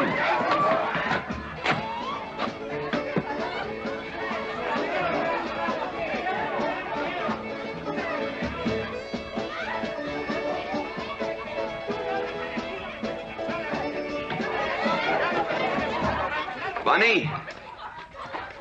Oh, howdy, McLintock. Hey, figured you'd be belly down drunk by now. I've been doing some drinking, Bunny. Is that boxcar still on the siding? Well, sure, but... But what? I don't like it. You don't, eh? You figure if them Indians get out there and lead the cavalry on a wild goose chase, that great white father's going to get nosy. Get nosy, and he'll investigate. And when they find out how that side-saddle governor's been messing things up, they'll give those Indians a fair trial. That's live ammunition in that boxcar. You know what'll happen if them Indians get some guns in their hands? Somebody's going to get hurt. Is Puma's word good enough for you? Well, I don't... McLintock, you got yourself a partner. Leave me out of this. Hey, McLintock. Good night, Bunny. Good night, Governor. Governor. There is the Katie with her light red hair, sweet as the roses on a summer air. I'll find her somewhere while the moon is high, and tell her that I love her, and I'll love her till I die. Katie Gilhooly, the master's home.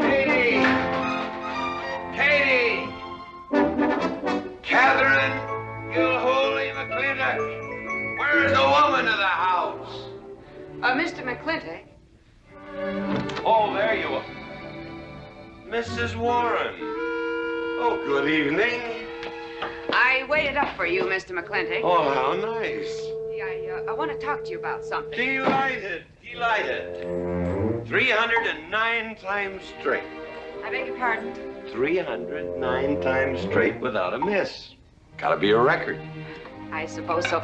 Now, Mr. McLintock, what I wanted to say... 2-pound Stetson, 6-inch brim, 53 feet in the air. It's gotta be a record. I'm sure it is, but the reason I waited up... Damn it, woman, can't you hold that glass still? Of course, sir. Now, down the hatch to my world's record.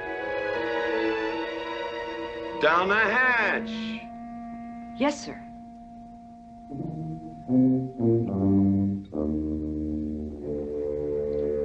And now, to the governor of our territory. The governor of the territory, sir? Now, don't you stick up for him, Mrs. Warren. You're a fine woman, Mrs. Warren. But you'll certainly go down in my estimation if you stick up for Cuthbert H. Humphrey, governor of this territory. I don't mean to Down change... the hatch. Oh, yes, sir. Down the hatch. Cuthbert H. Humphrey, governor of our territory, is a cull. You know what a cull is, man? A cull is a specimen that is so worthless that you have to cut him out of the herd. Now, if all the people in the world were put in one herd, Cuthbert is the one I would throw my rope at. At whom I would throw my rope at. Natural-born cull. Another touch, ma'am? Oh, no, sir, no. Well, I don't mind if I do. Good. Can't walk on one leg. Oh, I didn't mean to be vulgar, ma'am. Can't walk One limb. It's all right. Sounds silly. Only a bird can walk on a limb. You know my wife? Her name's Kate. She insists on being called Catherine. Do you know her? Of course, Mr. McLintock, and that's what I wanted to talk Well, to you. she thinks that Cuthbert H. Humphrey is panting for her like a bull buffalo at the first green up of spring. But what Cuthbert is panting for is my money. Don't make me feel like I'm drinking alone, ma'am. Very well, Mr. McLintock, if you insist. Down the hatch. Good.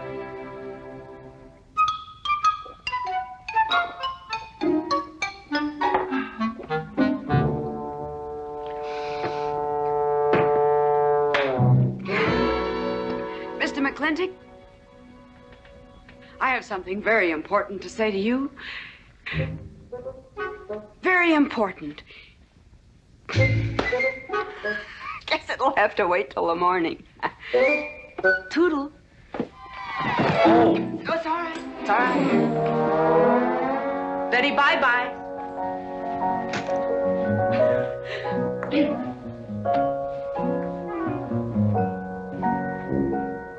Whoops. Oh. Mrs. Warren. Let me assist you. Very kind.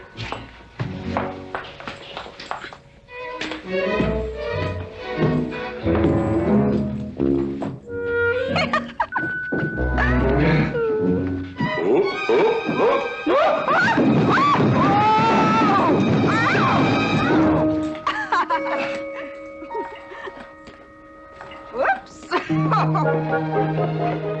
What's going on here? Now, Catherine, are you going to believe what you see or what I tell you? Mrs. McLintock, hope you won't misunderstand. It's the first 100 women sitting on his lap that I misunderstood. Number 101 is quite simple. Now, G.W. McLintock, I have something. He's gone to sleep. Just when I know exactly what I want to say to him, he goes to sleep. I waited up to talk to Mr. McLintock. I wanted to tell him I was quitting. You see, Sheriff Lord has asked me to marry him, and... Oh, congratulations. I don't want to seem prudish, but if you are going to marry Sheriff Lord, it seems to me that you're sitting on the wrong man's lap.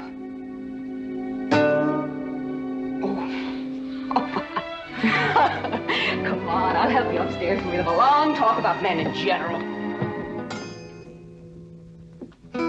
Ladies, one moment.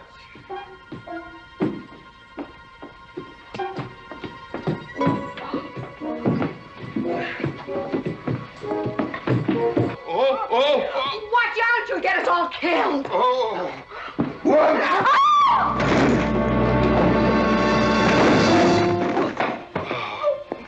Wait a minute, ladies, till I catch my breath, and I'll get you up those stairs as sure as my name is George Washington McLintock.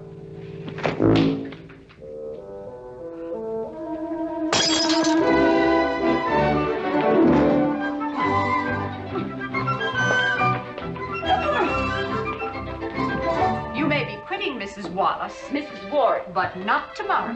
I want my breakfast in bed. I want to... I know, toast, lightly brown. Somebody sure put a knob on my skull. Here's Katie. Speaking. Katie, why? Mrs. Warren was there.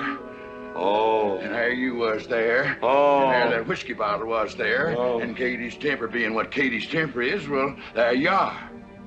Drago, old friend. Huh? My wife does not understand me. Why, she means different than any other man. Come on, I gotta get you upstairs. Get you ready for that big celebration tomorrow.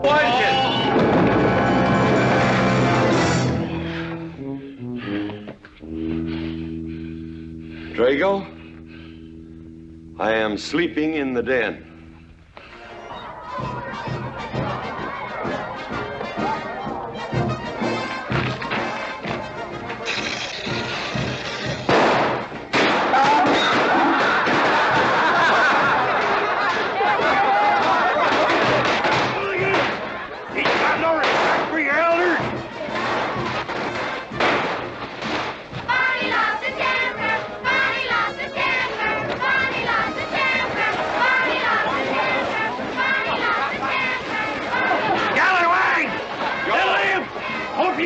needles!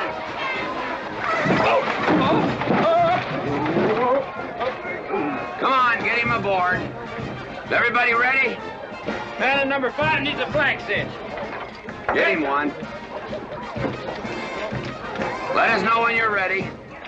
Ladies and gentlemen, it is my honor to present to you the governor of our territory, Cuthbert H. Humphreys. Thank you, Mayor. My friends and citizens of this great territory, this is the 9th consecutive year. It has been my privilege and my pleasure to inaugurate the McLintock 4th of July celebration. Now, the first event will be the wild horse race. But before I fire this shot to start the event, I would like to say a few modest words regarding my stewardship of this great territory.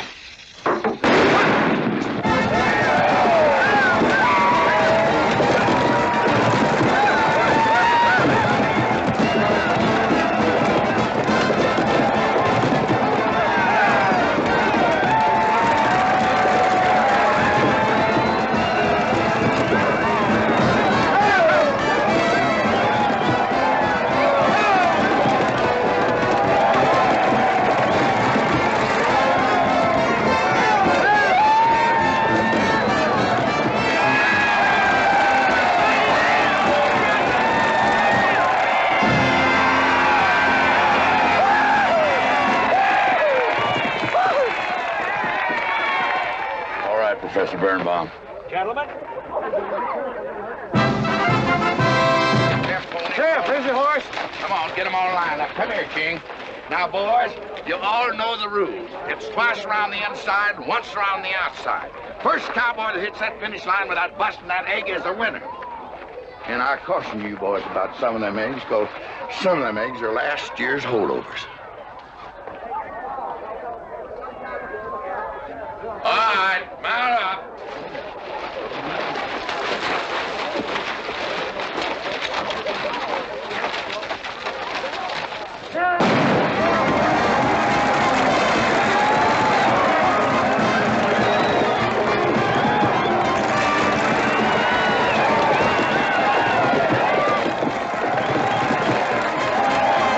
Catherine, my dear, you seem to be enjoying yourself. Oh, yes. This is wonderful. It's the only thing I really do enjoy about this barbaric country, the 4th of July celebration. Well, Catherine, I've been here for 3 days. I haven't heard from you. Is anything wrong? Wrong? Well, I just hope that it hasn't been necessary for you to say anything to G.W. What are you talking about? Well, Catherine, you see, I'm in a rather delicate position, being governor of the territory and all. I just hope you haven't found it necessary to say anything about... About what? About you and me.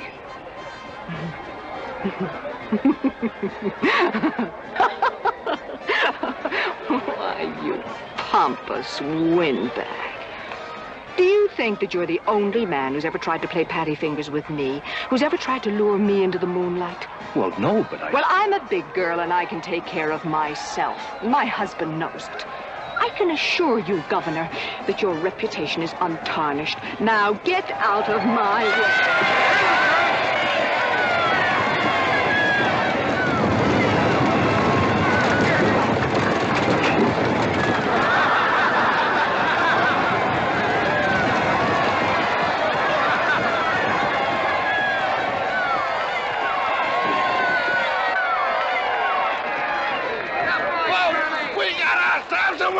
Curly Fletcher! Muzzles up, Curly! Give me the egg. Disqualified. Here you go, Curly. G.W., you'll never believe what happened over there. What? You smell a beer. Well, naturally, I'm drinking beer. Ladies and gentlemen, the next event will be a contest between the two bronco-busting champions of our territory. Remember the year I rode in that event? Wore your garters to hold up my sleeves? We had a bet, and I won it.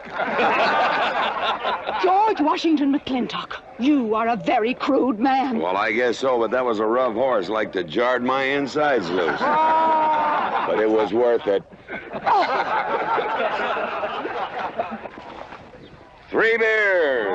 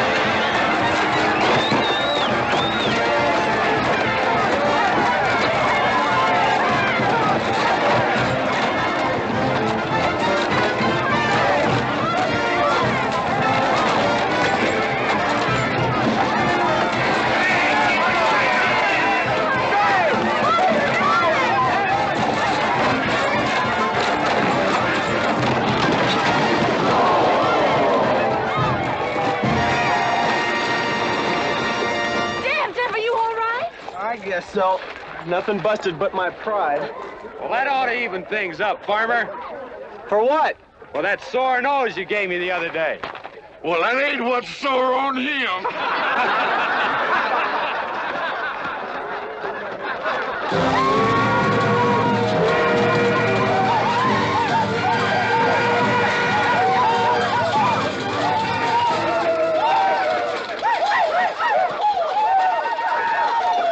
The closing event is the cow pony race. The finish line is at the barbecue. So start meandering. Come on. Now, what is that, false courage? Why, you know a Douglas doesn't ever use a thing like that. I want you to get on that horse, get out in front, and stay out in front. I'll be out front, Dad. All the way. Good boy. Now remember, stay out in front. That Agamemnon's a good horse.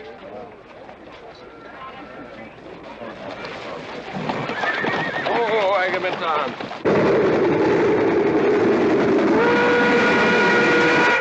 1140 and she's on time. Oh, boy.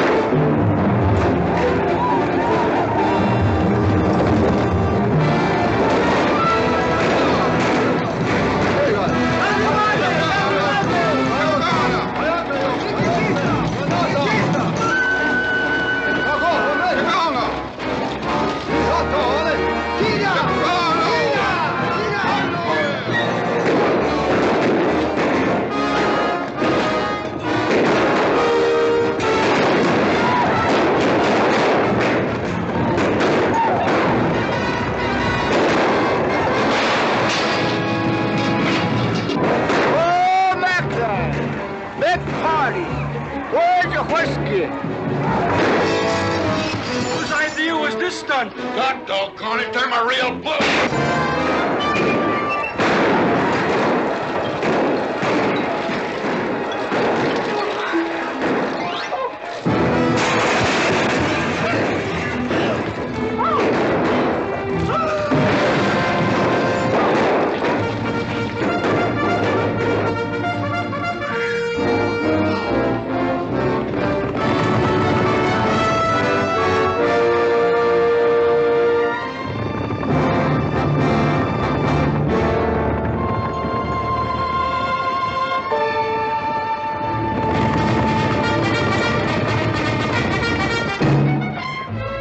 about all the excitement you'd want for one 4th of July, eh? Puma finally got his way, but I reckon he's riding out his last war party. He won't get very far. But one thing still has me puzzled. Where did they get the guns? I was wondering the same thing. My kidney's been bothering me. Bunny? GW!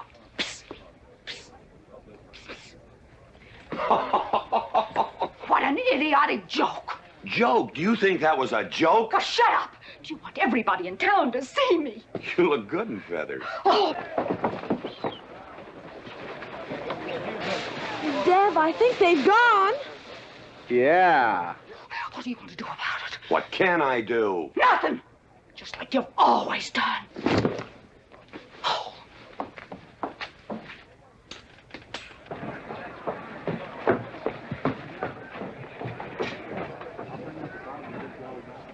How long, GW? How long what? Catherine. She's been riding herd on you for 2 years now. I'm a peaceable man. But my father used to say, you raise your voice, it doesn't do any good. It's time to raise your hand. Well, I've been planning to do something about it. I'll have another talk with her. Talk to her?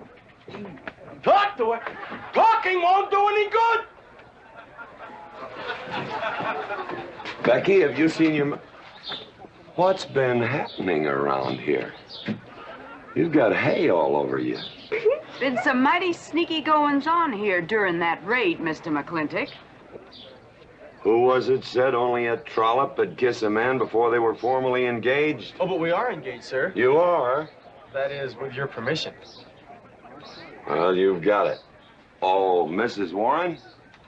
I think it's wonderful.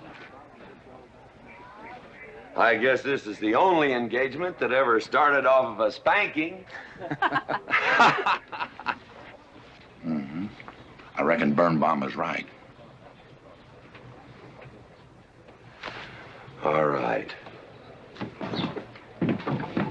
Lord bless us, this is gonna be a great day. Doggone it, folks. Let's don't let a little old Indian raid break up a good barbecue and a rodeo. Yeah, meat sound. Let's go. You contestants get ready for the cow pony race.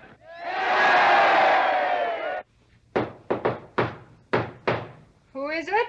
It's me. Let me in. Not now. Right now. Are you insane? I want to talk to you. It'll have to wait. I've taken all I'm going to take from you. You are insane! You are going to tell me why you packed up, picked up, and walked out on me. 2 years ago, you remember, you came home from Denver with lipstick all over your...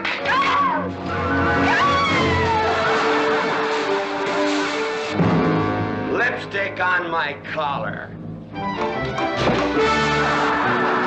I've got the shirts to prove it. Who cares? Why, you big...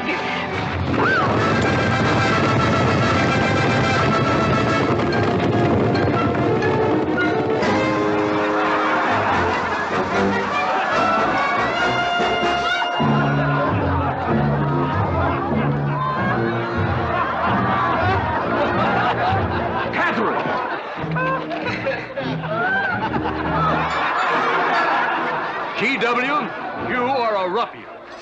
Cuthbert, you are right.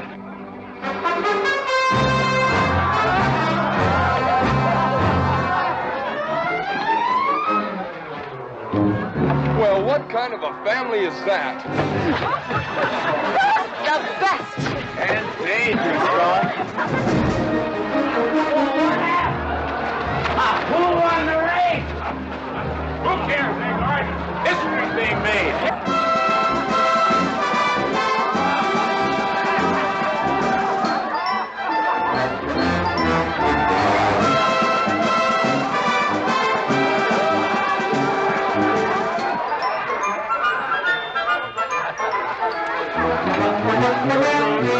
Yes, Rufus? I regret to inform you I've changed my mind about matrimony.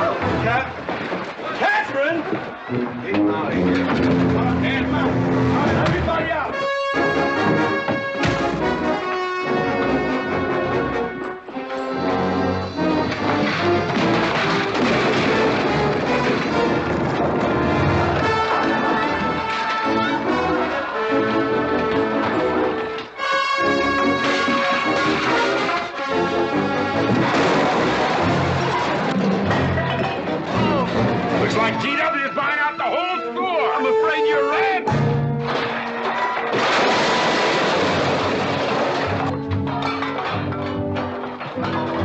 Call me family. Call me family.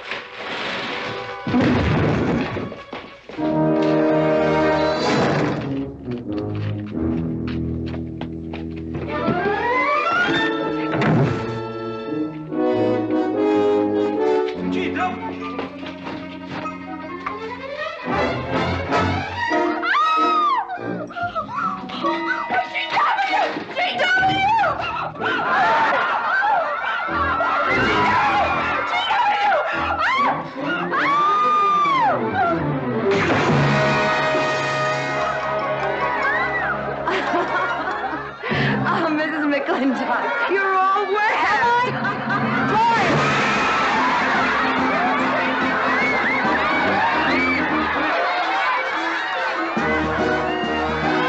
Wrong woman, GW. Oh, pardon me.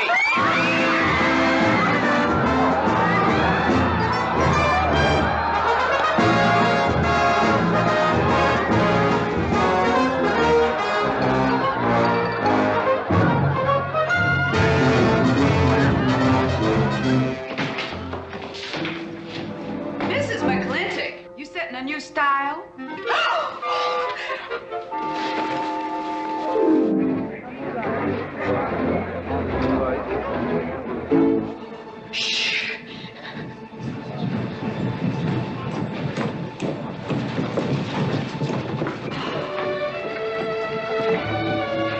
Mr. McLintock, in here!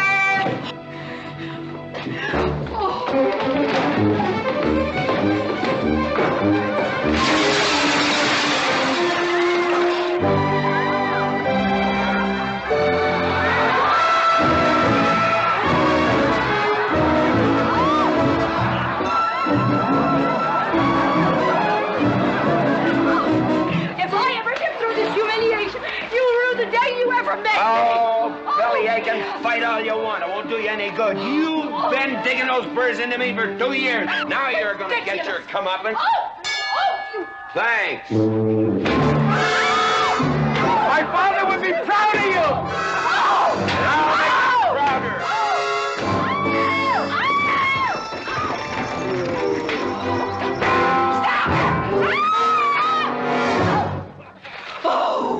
Keep it. You may need it. Now get your divorce. Home. Don't spare the horse. Home, You heard me. Don't think you're going to get rid of me that easy. Yeah.